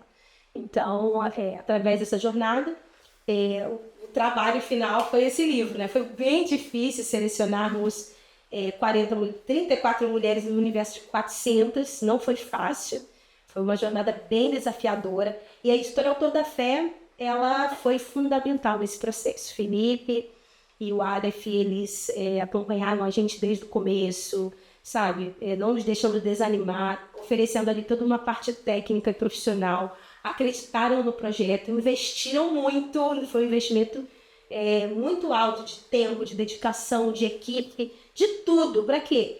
Para que a gente pudesse realmente escolher histórias que pudessem transformar a vida de outras pessoas. Porque o livro, ele é um workbook, ele é um caderno de exercícios para ajudar a mulher a dar passos na vida dela. Entender cada capítulo como uma verdade bíblica a seu respeito. O que eu preciso fazer? Então, tem 34 verdades estabelecidas aqui a seu respeito, a meu respeito, verdades bíblicas que vão contribuir para que essa mulher ela realmente se torne uma mulher extraordinária. O extraordinário aqui é aquele extraordinário que o apóstolo Paulo viveu. É aquele extraordinário que o apóstolo aprisionado, perseguido, abandonado, deixado, traído. Como uma pessoa pode viver esse extraordinário? O que significa realmente o tudo posso naquele que me fortalece? Numa geração onde esse tudo posso significa tanta coisa, A gente atrela só coisas boas, né? Momentos bons, situações boas, e nem sempre é assim. E o Mulheres Extraordinárias surgiu para isso, para mostrar que o poder tudo não é sobre você fazer o que você quer, é sobre você fazer aquilo que Deus quer que você faça. E foi isso que o apóstolo Paulo nos ensinou, e é isso que essas mulheres revelam. Então aqui tem filmes para serem assistidos, tem exercícios, tem ferramentas muito interessantes, sabe? Coisas que eu uso na mentoria individual, na mentoria em grupo, na mentoria online. Mas são exercícios práticos que uma mulher pode fazer, um grupo de mulheres e ler junto, que ela pode fazer individualmente. Eu aconselho cada pessoa a fazer pelo menos com uma pessoa. Ela lê aquele capítulo com alguém, ela faz o exercício. Podem num café sentar e compartilhar aquele tema, chega ali, pode abrir do tema que ela achar, que ela é sábia, né? Que é o capítulo da Bruna Gouveia, que eu amo tanto, uma filha amada. E ela, você vai pegar ali um texto bíblico, vai ler o que a Bruna está falando aqui sobre sabedoria, e ali você vai encontrar o quê? Um exercício, um desafio diário, um tipo de oração, e você já pode fazer ali com aquela pessoa. Então, eu acredito ser uma ferramenta importante de desenvolvimento pessoal, mas principalmente para incentivar essa mulher a ser mentora de outras mulheres. Nós vamos sempre crescer quando a gente faz outra pessoa crescer também. Então é isso, tá aí, Mulheres Extraordinárias. Quem já leu, me marca. A gente já chegou a 3.000 cópias, gente! Chegamos a 3.000 cópias, então você pode adquirir em todas as plataformas digitais, pode procurar uma das autoras também, que todas elas têm espalhadas no mundo todo, gente. Tem gente aqui de vários lugares do mundo. Então, todas elas são histórias reais, de pessoas que eu convivo há muitos anos, pessoas que convivem comigo também. Então, eu tenho certeza que vai brilhantar a sua vida, seu coração e seu ministério. Uau! Bom, eu tenho feito, eu participei do livro, eu estou no 3º capítulo, mas eu tenho feito com um devocional diário. Então, todo dia eu leio um capítulo, faço exercício, e tem sido maravilhoso. Tenho certeza que vai edificar muito a sua vida.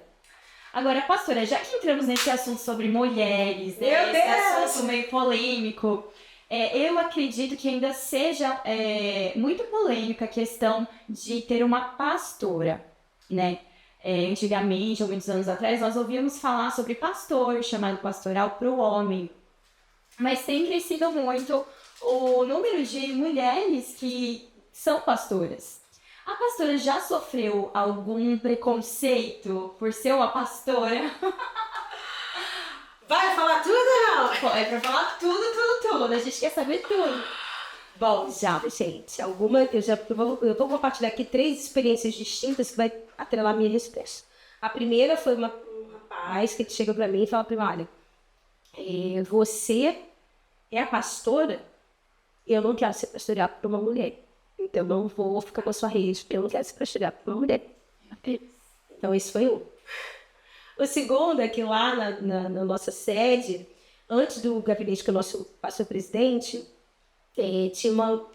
passava pela secretaria, a secretaria marcava primeiro com algum pastor que estava de plantão, e depois a pessoa fazia o gabinete com o nosso pastor-presidente. Por quê? Porque a agenda era muito grande, muito ampla, e aí às vezes a pessoa está passando por um problema e vai levar muito tempo. Quando chega a vez dela a ser atendida, de repente o problema já até fácil. Então, um cuidado que o nosso pastor José sempre teve de ter um pronto atendimento. Então, uma pessoa que agendava, que fazia um gabinete, ela precisa de um atendimento específico naquele momento, naquela semana. Se ela ligou naquela semana, é importante que ela tenha um contato pastoral naquela semana. E depois daquele contato pastoral, ela ainda vai ter um encontro com o nosso pastor-presidente, mas ela não vai ficar até lá sem um amparo, sem um cuidado. Então, eu sempre gostei muito dessa coisa de gabinete, de atender, né, de cuidar das pessoas mais de perto. Então, eu tinha uma rotina muito grande de atendimento. E aí, a secretária agendou e tal, e eu tô lá. Quando eu chego para atender, o rapaz olha para mim e fala assim, ué, mas é você que vai atender? Não, eu vou ser atendido por um pastor. Não existe pastora na Bíblia. Tipo assim, né? Então, eu já vivi essas duas experiências. E tive uma experiência muito recente, que foi uma experiência nesse ano de 2023. Eu fui fazer um curso renomado, caríssimo, com pessoas cultas e inteligentes, pessoas, sabe assim, de um nível, um poder intelectual maior. E, pasme, mesmo nesse ambiente, a gente estava ali almoçando, o assunto nem era esse. Eu estava ali almoçando, meu marido estava lá na outra ponta, eu estou aqui almoçando e tal, conversando com uma pessoa. E aí alguém levanta e fala assim, aqui, fulano, aqui, ó. Ela disse que é pastora. Eu, tipo assim, eu não disse nada, né? Tipo assim, eu tô sentada ali almoçando, meu bicho com batata frita, me dá paz. Meu Deus, a tranquilidade. Aí eu olho assim, assustada, tipo assim, ela é pastora. Aí eu fiquei assim, meio assustada, não sabia o que era. Eu continuei comendo, daqui a pouco a pessoa vem, levanta e começa a falar um monte de coisa pra mim. No meio do restaurante, olha aqui, não existe. Gente, a pessoa começa a falar várias coisas ali pra mim. Olha aqui, não existe esse negócio de pastora, isso aqui, nananã. E eu ali comendo, aquela exposição da frente de todo mundo. Mas eu digo, talvez você fique escandalizado com todas essas falas, mas eu digo pra você, isso não é nem um texto que os discípulos passaram. Então, assim, isso não me feriu, não me impediu, nem me paralisou. Eu vejo muitas pessoas que foram paralisadas por aquilo que elas ouviram ou por aquilo que fizeram com ela no ministério. Não foi o meu caso. Agora, qual é a minha opinião? A minha opinião é você fazer aquilo que faz sentido para você. Faz sentido para você ter uma pastora ou ser pastora? Viva isso. Eu acredito que de Gênesis Apocalipse, a Bíblia não vai falar que Jesus ele escolhia, que o Espírito Santo, ele fala assim, olha, eu vou para o Pai e eu permanecerei com vocês. Ele fala isso, ele não diz assim, e eu permanecerei e eu vou deixar o meu Espírito, né, para os homens. Ele não fala isso. Então, assim, eu não tive essa resposta que faz sentido. Lembra que eu falei para você que a conversão é processual? Eu fico muito feliz em congregar numa igreja onde o ministério feminino é valorizado, é reconhecido, é impulsionado, onde mulheres são ordenadas. Então, assim, eu tenho essa felicidade. Talvez você que está me ouvindo, na sua igreja, na sua denominação, isso não é uma realidade. E está tudo bem. Se faz sentido para você, permaneça. Se não faz, procure um lugar que faça. O que não dá é para você achar que você tem que impor aquilo que você crê no ambiente e na denominação que você faz parte. Na minha denominação, faz parte. Mulheres são ordenadas, mulheres são reconhecidas, mulheres são valorizadas, mulheres são consagradas, mulheres têm uma caminhada pastoral. E isso, para mim, faz muito sentido. Então, hoje, eu tenho a alegria de viver meu ministério num lugar onde o chamado pastoral ele é abençoado, onde as mulheres são ordenadas. Eu tenho a oportunidade de ter, como uma semente, ter sido semeada num solo onde eu vi não só o meu ministério pastoral florescer, como o meu ministério pastoral de muitas mulheres florescer. Agora, existem duas coisas que destroem o ministério de uma mulher. E aí, talvez, é isso que você tem que pensar. É quando a mulher não tem um chamado pastoral. Ela não tem. E aí, porque ela prega, porque ela cuida das pessoas, ou porque ela é esposa de um pastor, aquela igreja impõe que ela é uma pastora. Isso mata, isso destrói, isso condena. Você impor para uma mulher que ela tem que ser uma pastora. Então, isso é algo que destrói o chamado do marido, destrói o relacionamento dela com Deus. Por quê? Porque às vezes a pessoa não tem esse chamado e tá tudo bem. E qual é a segunda coisa que destrói completamente a vida, a história, o legado de uma mulher? É quando ela tem chamado. Quando ela tem aquele encargo e o lugar onde ela está inserida não reconhece, não ampara, não entende, não compreende, não valoriza, não promove, não unge aquela mulher. Então, esses dois caminhos são caminhos desafiadores. Porque você pode matar o ministério de uma mulher porque ela não é pastora, você quer obrigar que ela seja, ou você pode matar o chamado do ministério de uma mulher porque ela tem um chamado e você vai dizer para ela, não. mulheres não são pastoras. Então, eu acredito que a Bíblia revela a respeito do chamado da mulher e do chamado de qualquer um de nós é quem você quer revelar. O que nós temos visto hoje é muitas pessoas fazendo o ministério pastoral uma plataforma de autopromoção.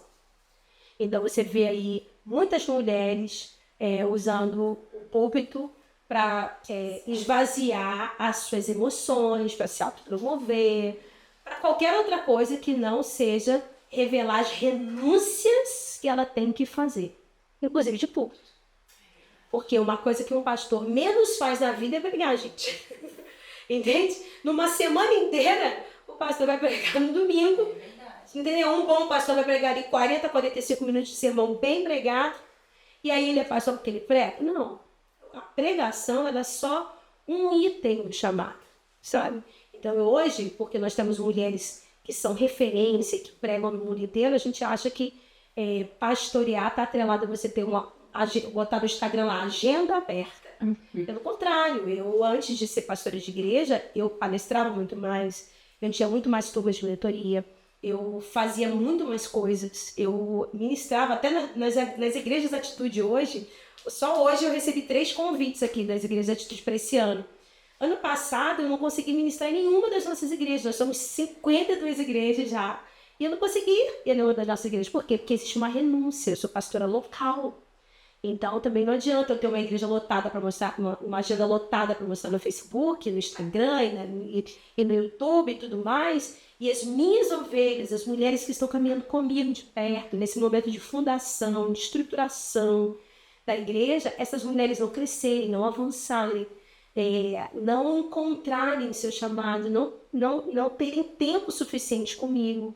Então o pastoreio é muito mais do que você ter milhões de seguidores, do que você ter uma agenda lotada, do que você usar uma bolsa de marca, uma coisa da grife, e você ter uma agenda com Jesus.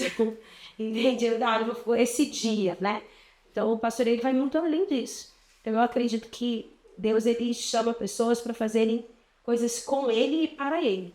Se Deus te chamou para ser pastora, se você tem essa convicção, Deus, quem te chamou, te garante. Então, Ele vai te dar um lugar, Ele vai te dar as pessoas certas, Ele vai criar todo um ambiente que favoreça que aquele que Ele te chamou realmente aconteça. Porque o seu destino é muito melhor do que o seu lugar de Deus. Meu Deus! E pastora, dentro dessa agenda toda pastoral, além das suas preocupações da família, com a casa, como que é o seu relacionamento com Deus? Como que Deus manifesta aquilo que Ele quer falar para a pastora? Tem algum jeito específico? Se é por sonho, se é por pensamento? Como que funciona?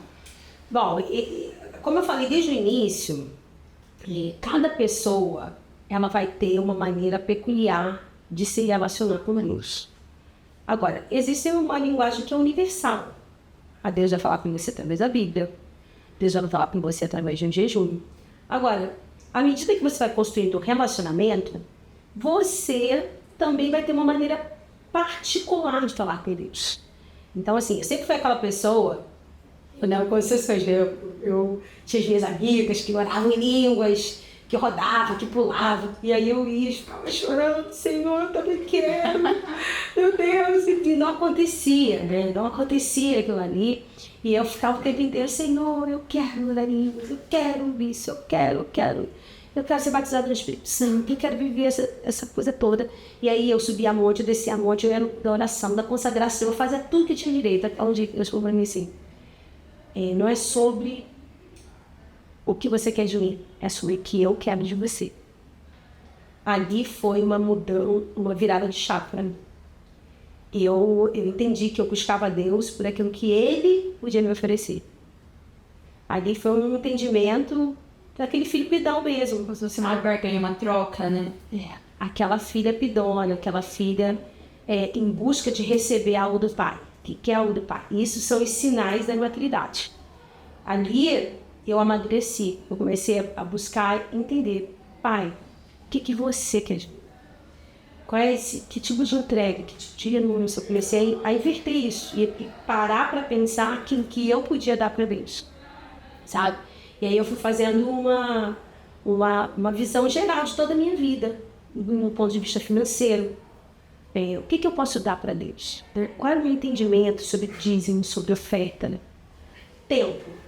Quanto do meu tempo realmente eu dava a Deus? Porque às vezes as pessoas elas querem uma posição, um ministério, elas querem um reconhecimento dentro da sua igreja que elas não vão receber, não é porque elas não são boas, é porque aquilo que elas querem viver dentro da igreja está atrelado àquilo que elas vivem no secreto com Deus.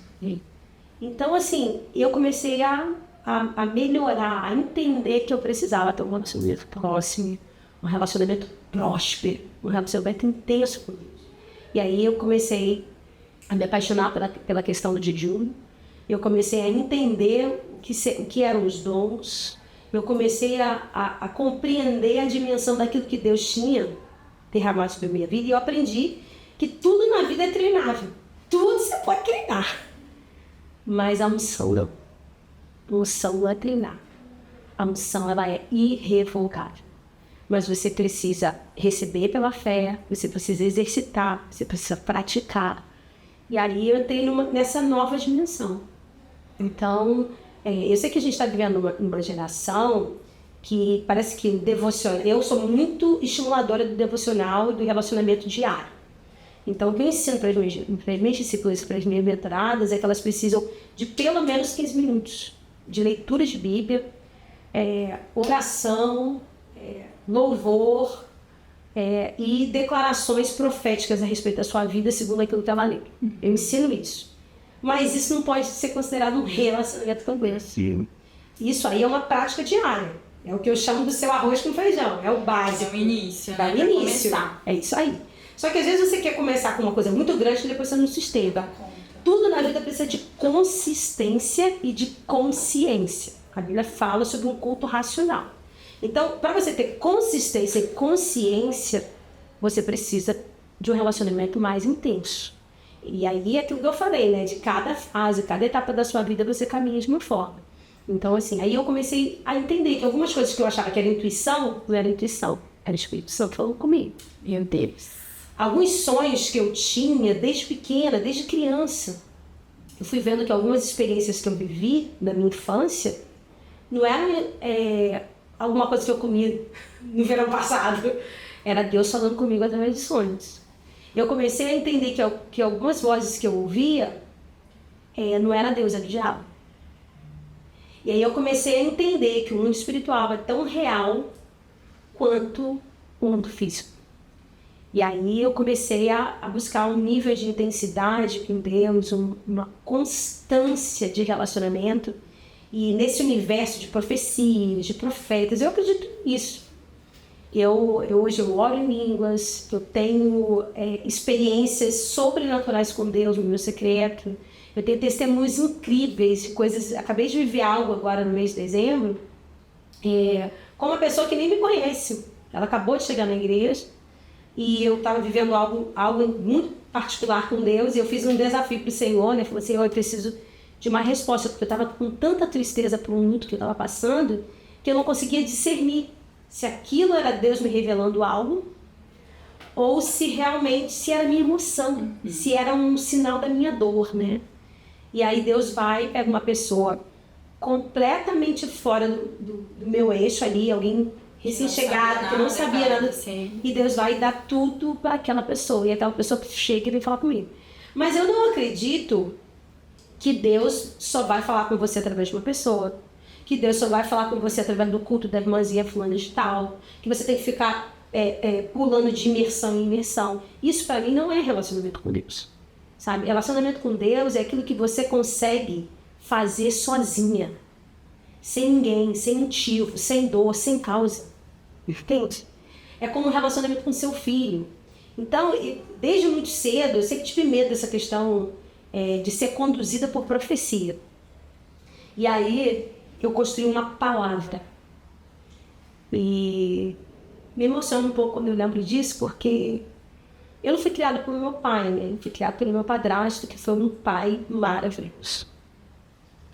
Foi um pai extraordinário. E ele me ensinou a escrever meu nome. Ele não era uma pessoa religiosa, não era cristão, mas ele me amou como um pai, sabe? E a minha visão de paternidade, por mais que durou pouco tempo, porque ele morreu cedo, ela foi muito importante para mim. E o meu pai, ele tinha os códigos. Ele sei, quando a gente ia para um lugar, quando ia fazer alguma coisa, ele tinha os códigos, assim, ele fazia um negócio assim com a orelha, aí ele e minha mãe eles já sabiam que eles tinham que ir embora, para não ter divergência. E com a gente mesmo, quando, por exemplo, eu era menina, sempre fui muito estabanada, né, de pular, de tudo. Aí ele sempre fazia assim para mim, para eu saber que eu tinha que puxar o vestidinho, sabe, ou que eu não estava me comportando direito, ele fazia assim para mim.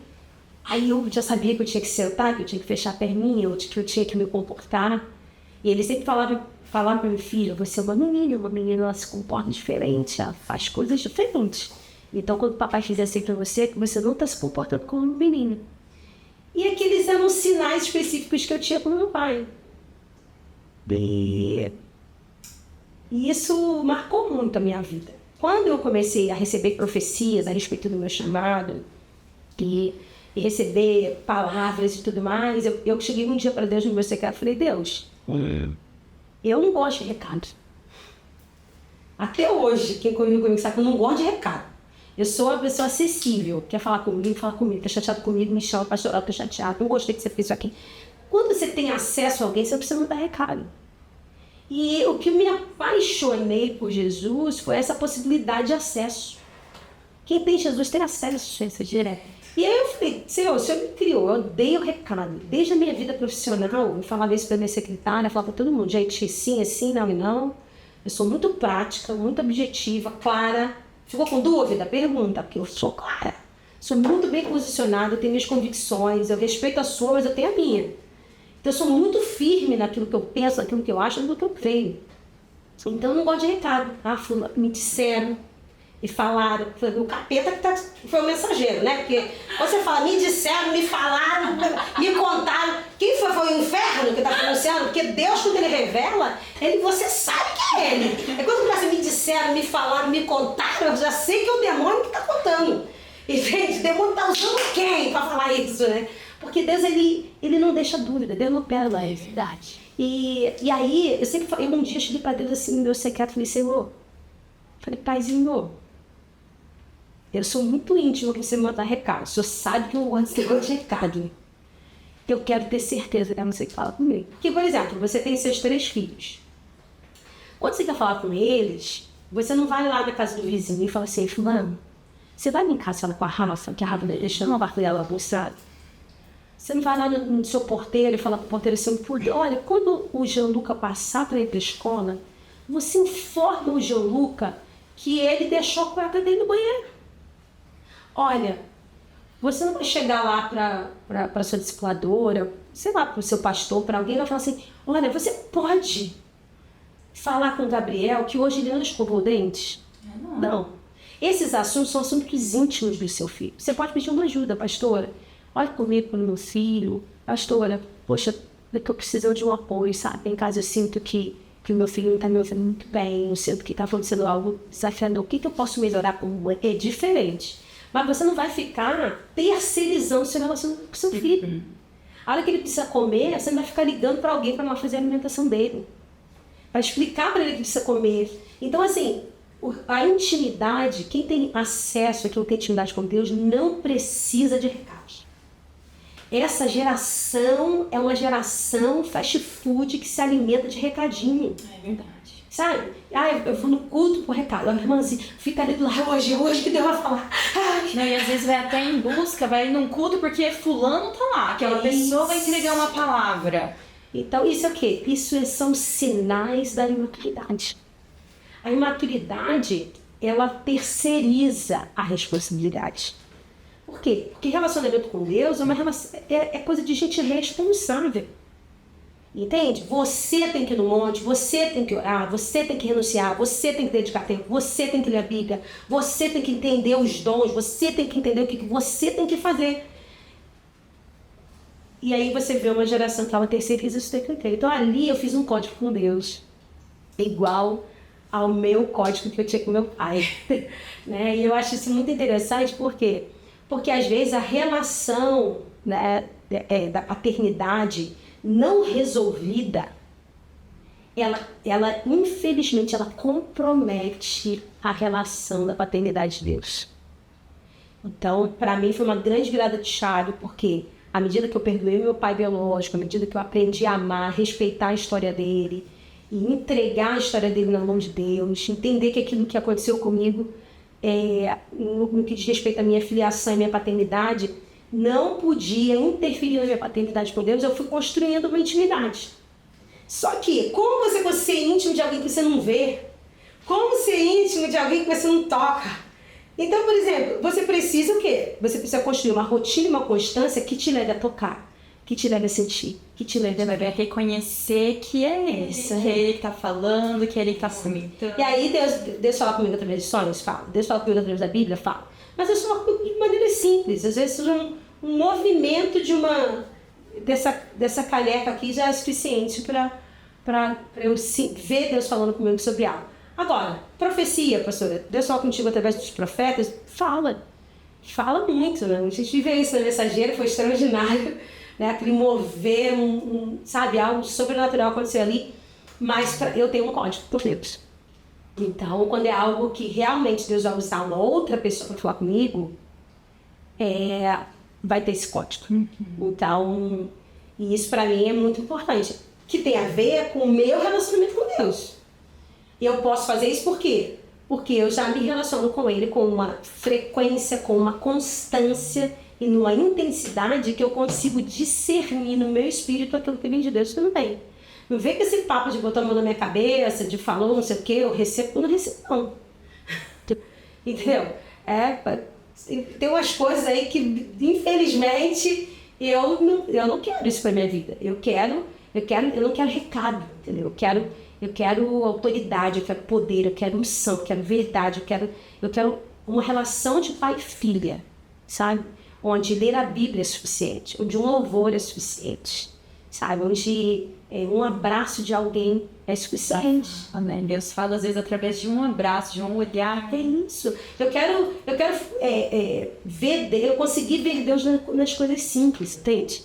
Coisas muito simples, tipo assim, o abrir da palavra, o louvor que alguém colocou. Gente, e se a gente estiver atento, a gente escuta Deus em todas as coisas. Então, assim, eu tenho as minhas loucuras, né? Eu lembro que quando meu marido veio de uma igreja batista tradicional, né? E eu não. As minhas experiências foram com assembleia, eu tinha uma tia, né? Minha tia Marlene, que era toda espiritual, minha tia Lúcia. Gente, talvez ela esteja me ouvindo aí. Meu Deus do céu, eu ia com um monte, que é minha tia Lúcia. Minha tia Lúcia, ela foi um instrumento de Deus, assim, que revelou até as características do meu marido. Uau! E assim, quando ele chegou na minha vida, eu falei, meu Deus, não acredito. É ele. A minha tia Lúcia falava isso. Então, assim, eu acredito nisso. Mas eu acredito que cada pessoa precisa desenvolver o seu relacionamento pessoal e intransferível. Sabe? Você não pode depender disso. Depender de alguém falar, depender de alguém fazer, depender, sabe, da sarça ardente, do não sei o quê, do céu. Gente, cultiva o relacionamento de pai e filho, entende? Para que você não precise que alguém venha te trazer um recado. Eu sempre falo, olha, quando muita gente está te dando recado, é porque você não está tendo tempo com Deus suficiente. É verdade. Quem tem tempo com Deus, de maturidade, com intensidade, com constância, com verdade, não precisa de recadinho. Eu mando te dizer, eu te digo, que tem alguma coisa errada com você. Não tem a ver com quem está te declarando. Tem a ver contigo, cara. Por que você precisa toda hora? É você. Entendeu? Porque assim, eu fico pensando, às vezes eu ficava até em dúvida, né? Eu lembro que eu falei, gente, tem um povo que é tão espiritual, cara, que todo culto Deus fala, toda coisa, eu falei, meu Deus, gente, é um nível de espiritualidade muito elevado, né? Aí um dia ele falou comigo assim, falei, porque a pessoa só permite que eu fale com ela quando ela sai de casa. Não. Então, assim, eu não quero ser alguém que Deus fale comigo só quando eu sair de casa. Eu não quero que Deus fale comigo só no culto. Ou que dependa de um ambiente, de um culto, né? Porque tem gente também que vai pro culto pra sentir um arrepio e se não sentiu, sai de lá como não ouvir a voz de Deus, ou não sentir a presença de Deus. E na verdade a presença de Deus a gente precisa sentir no nosso dia a dia, todos os dias. Eu acredito nisso. Então, Assim, eu vivo experiências individuais, intransferíveis, específicas. Deus fala comigo em sonhos. Eu sei que Deus também fala muito com você. E você vê, por exemplo, a afinidade que a gente tem na revelação. Isso é muito interessante. Por exemplo, muitas coisas que estavam acontecendo, que a gente viveu nesse último ano, Deus estava me revelando e Deus estava revelando a você ao mesmo tempo. Uma forma de testificar, né? Como se estivesse em sintonia, Deus falando, olha, é isso mesmo. Mas você vê o quê? Você vê ali um revelar de uma aliança. Eu falo pra todo mundo, quem tá ouvindo aí, ó, ninguém é intercessor do meu marido, não. Intercessor do meu marido sou eu. E você que tá me ouvindo aí, para com esse negócio de cara ter uma intercessora pro seu marido aí, para com esse negócio. Intercessor do seu marido é você. Entendeu? Então, assim, quer orar pelo meu marido? Cuidado, que eu sou brava. Cuidado, porque pode ser que quando você olha, você tá orando por ele lá, você vai ver, você tá tomando na orelha lá, você vai ver, eu vou aparecer lá na sua oração. Então, assim, então, Gui, meu marido é meu marido, eu sou intercessora dele, eu que oro por ele, eu que cuido dele, eu que sei a respeito dele, não vem com esse papo não. Agora, eu respeito, sabe? Eu acho que todos nós somos intercessores, todos nós temos chamado para viver uma vida de oração, para viver uma vida de jejum. Eu faço jejum todos os meses, né? Tem até um livro de jejum aí, se você ainda não faz parte, pode fazer. Transformei público, isso tem 3 anos apenas, eu só dividia com alguns discípulos e com as minhas mentoradas isso, porque jejum é uma coisa muito pessoal. Eu criei nesse meu relacionamento com Deus, eu criei uma prática de jejum muito diferente, que é um jejum progressivo. Tive a oportunidade de conversar com algumas pessoas, como o pastor Luciano Subirá, entre outras pessoas que me ajudaram durante toda essa jornada. São mais de 20 anos fazendo jejum, buscando essa prática e fazendo disso um estilo de vida. Então, assim, eu tenho uma cultura de jejum. O jejum todos os meses, 21 dias. É um jejum progressivo, é um jejum diferente. Isso faz sentido para mim. Eu tenho ajudado outras pessoas a encontrarem esse eixo de fazer do jejum não uma prática pontual, mas um estilo de vida. Assim como oração não pode ser uma coisa pontual, assim como relacionamento com Deus não pode ser uma coisa pontual. É um estilo de vida de relacionamento de Deus, com Deus, que vai revelar as suas maneiras de vestir, na sua maneira de falar, com quem você se relaciona. Então, isso é resultado daquilo que você é em secreto. Então, eu tenho isso, eu vivo todos os dias, eu levanto cedo, eu acredito que você orar, você ter uma cultura de orar no silêncio. Por que, pastora, 6 horas da manhã? Muitas pessoas falam isso pra mim. Vai ter uma das minhas mentoradas que começou uma jornada também 6 horas da manhã. E na época que a gente começou, ela era a primeira e falava, meu Deus, 6 horas da manhã é muito cedo. Mas é muito bom quando você ora no silêncio, no seu silêncio. Aquele momento onde o seu telefone não toca. Para alguns vai ser 3 horas da manhã. Eu falo, busque uma solitude para você viver o relacionamento intenso com Deus. Para mim, isso é 6 horas da manhã. Eu gosto de ver amanhecer.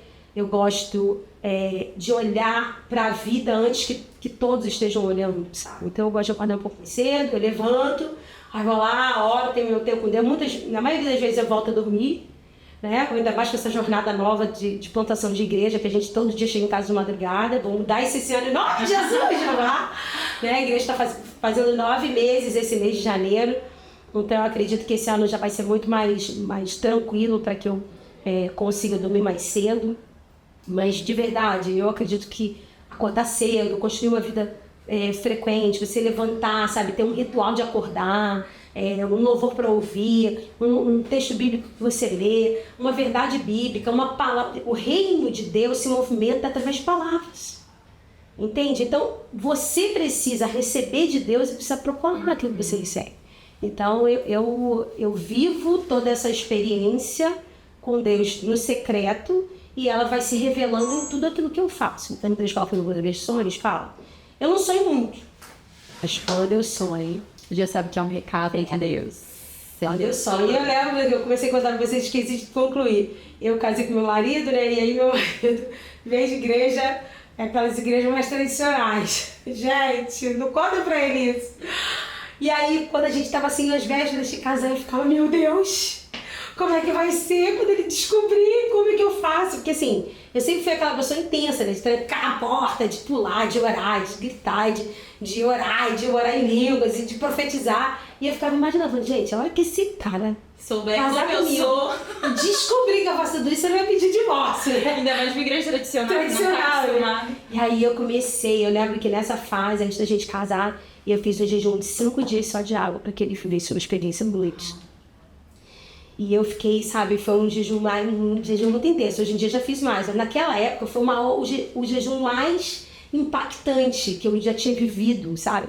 Porque eu precisava fazer com que a minha vida conseguisse revelar o poder de Deus, sabe? Eu precisava entrar num nível de domínio próprio dos meus pensamentos, que fossem, sabe, das minhas emoções. Eu precisava dominar a mim mesma, vencer a mim mesma de tal maneira que isso pudesse contagiá-lo, contaminá-lo, né?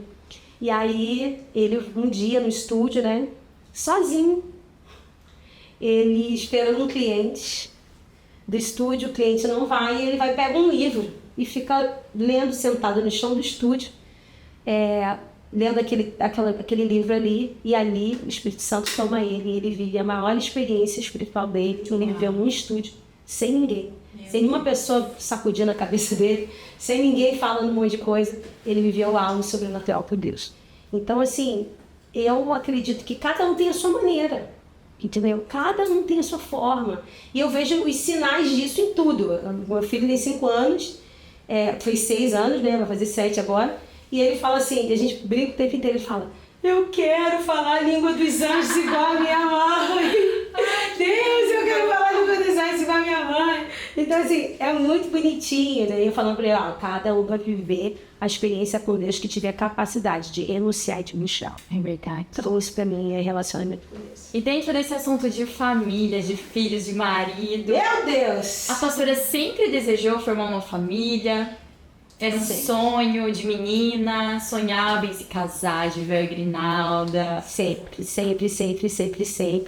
E como acho que 99% das mulheres que sonham com isso, aconteceu algo para frustrar isso, né? Então, assim, eu sempre sonhei em casar, em ter minha família. E como a grande maioria das mulheres, eu vivi uma frustração muito forte. Eu me relacionei, tinha um relacionamento que foi doentio, um relacionamento que jogou por terra tudo aquilo que eu tinha sonhado. E é o que acontece com a maioria de nós em qualquer área da nossa vida. Por quê? Porque às vezes você sonhar com uma coisa não é suficiente. Como assim, professora? Só sonhar não adianta. Sonhar é importante? É. Nós somos filhos de um Deus sonhador, de um Deus criativo, de um Deus criador. Mas a Bíblia fala que a fé sem obras é morta. E aí a gente às vezes pensa nisso no que diz respeito ao serviço à igreja. Mas não, é sobre executar uma palavra, uma promessa e uma herança que Deus derramou sobre a sua vida. Então a família, ela é uma palavra, uma promessa para todos nós. Nós viemos ao mundo para constituir família, para revelar ao mundo o que é ser família de Deus. Esse é o sonho de todos nós. Só que aí o que acontece? A gente começa a sonhar uma coisa, a gente começa a achar que casamento é uma coisa para satisfazer a sua própria vontade. Eu vou casar porque a minha festa vai ser assim.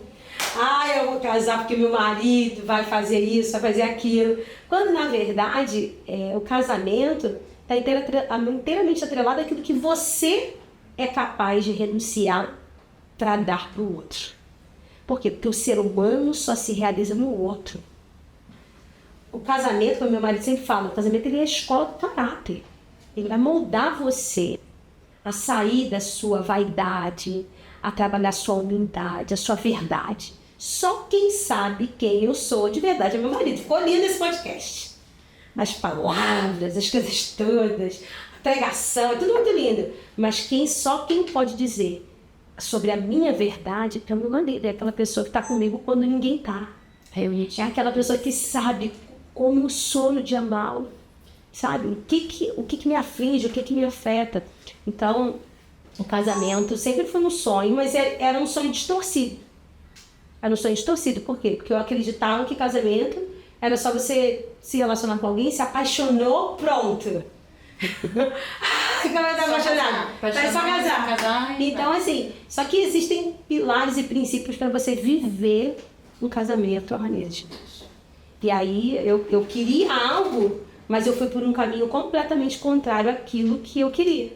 que é o que a gente aqui acontece em qualquer meta, em qualquer alvo que a gente tem. Eu quero emagrecer. Mas você come igual aspirador de pó, minha gente. Nunca. Você vê lá uma caixa de leite condensado na geladeira, igual tem lá hoje. Acabei de lembrar da minha geladeira. Já. Então, assim, você quer algo, mas os seus hábitos são completamente diferentes daquilo. O que você pensa é completamente diferente. Os relacionamentos que você tem, completamente diferentes. Não te levam àquilo. Então, eu sempre sonhei em casar, sempre sonhei, mas esse sonho ele foi destruído, foi aniquilado, frustrado. E talvez você esteja nos ouvindo aí, você também está vivendo essa fase de um casamento frustrado, de você ter quebrado princípios como eu quebrei, de você ter feito da forma errada. Sempre falava assim, eu fiz tudo certo, deu tudo errado. E eu falei, quem te falou que você deu tudo certo? Né? Então, assim, talvez você, como eu, você tenha feito tudo errado achando que estava fazendo tudo certo. Mas eu quero dizer para você, tem esperança para você. Em Deus você pode transformar o seu casamento, principalmente no mistério. Então eu falo sempre de 4 pilares fundamentais para você construir um casamento ou de você salvar o seu casamento. Então, se você não estabelecer isso como uma verdade na sua vida e você realmente construir isso diariamente, você pode até casar. Mas casar todo mundo casa. Quero ver se manter casado. Quero ver você manter a alegria do casamento. Eu quero ver você renovar a sua aliança sempre. Então, esse é o maior desafio. E aí, meu marido chegou para mudar isso, né? Para realmente me mostrar que, apesar das minhas referências masculinas terem sido muito ruins, apesar do padrão que eu conhecia de casamento, né? A minha mãe foi uma pessoa que sofreu muito nessa área. As mulheres da minha família tiveram muitas frustrações. Então, eu cresci em ambiente de frustração, de abandono, de adultério, de agressão. Então, isso tudo era comum para mim, como a maioria das mulheres. Começa a ficar comum você apanhar, você ser traída, a pessoa viver uma vida sexual com você, mas ela não se compromete com você. Ela não tem um compromisso com você. Ela não te ama como Cristo amou a igreja, sabe? E deu a vida por ela. Não é isso. Então, eu não sabia sobre isso. Então, eu construí um relacionamento parecido com aquilo que eu habituada. É isso aí. Por quê? Porque o ambiente sempre... Sim. Então, aquelas verdades sobre casamentos, aquilo que o mundo diz a respeito, aquilo que os filmes, as novelas e as pessoas que eu convivia, aquilo que eu vivia sobre casamento, tinha nada a ver com aquilo que a Bíblia dizia. E aí eu passei 6 anos da minha vida ressignificando, empilhando novas memórias a respeito do casamento que eu queria ter contar. E aí, nesse momento, eu conheci meu marido, mas, por exemplo, eu não teria me casado, eu não teria me aberto para um relacionamento novo. Por quê? Porque eu tinha tanto trauma, eu tinha tantas... Isso aí é um assunto longo para um outro podcast. E a gente pode falar um pouco mais sobre isso. Mas eu preciso... Às vezes é preciso você ter alguém que segure a sua mão, que te ajude a entender. E eu tinha ali uma discipuladora, uma mulher mais avançada no processo, que também já tinha passado por uma situação semelhante à minha. E ela conseguiu me ajudar a caminhar, a entender que existia uma transformação que eu precisava fazer na minha vida, no meu entendimento. E eu comecei ali a construir sonhos, a estabelecer o meu casamento. Depois eu tinha um medo muito grande, né? Por exemplo, eu queria me casar na igreja, eu queria vestir o vestido de noiva, eu queria viver aquele sonho, né? E aí eu falava assim, poxa, mas eu não tenho um pai para entrar comigo. Eu não tenho um pai para me pegar no carro, como sempre sonhei. Eu não tenho um pai que pudesse fazer esse caminho comigo. E aí isso era uma coisa que eu não tinha coragem de contar para ninguém. Então eu adiava o meu casamento, porque no fundo eu não queria. Eu não era do jeito que eu sonhei. E aí um dia, no gabinete com o pastor Josué, eu falei para ele, pastor, no fundo poxa, nunca vai ser como eu sonhei. Porque meu pai nem vai estar lá para abrir a porta, eu não vou ter um pai para me levar até o altar. E aí ele vai falar para mim, eu vou te levar até o momento. E aí eu tenho a alegria de ter sido não só alguém que o meu pastor Josué fez o meu casamento, celebrou o meu casamento, mas ele supriu a única coisa que Deus, ele é detalhista nos seus sonhos. Quando o carro parou, o pastor José estava na porta, para abrir a porta para mim, para entrar comigo e jogar fora toda a minha vergonha, toda a minha humilhação, toda a minha história de abandono. Tudo aquilo que eu tinha passado se foi. Eu lembro como se fosse hoje, que eu entro na igreja e eu olho assim, eu me senti tão forte, sabe? Eu me senti tão grande de ter o meu pai ali do lado. E foi esse entendimento que eu tive, né? De que ali eu tinha um compromisso não só mais com Deus, do meu casamento da seita. Eu não tinha mais um compromisso só com meu marido. Eu também tinha um compromisso com o meu pastor. Por quê? Porque o pastor José só tem filho homem. É verdade. E ele e a Bianca, eles não precisavam passar por isso, né? Você imagina, hoje, se meu casamento não dá certo, essa história, que é uma história tão bonita, é uma história que também compromete a aliança que ele fez comigo ali. Quando ele entra comigo, ele não entra comigo só como meu pastor, ele entra comigo como meu pai, ele entra comigo como alguém que acreditou na nossa história, como alguém que dedicou a sua vida.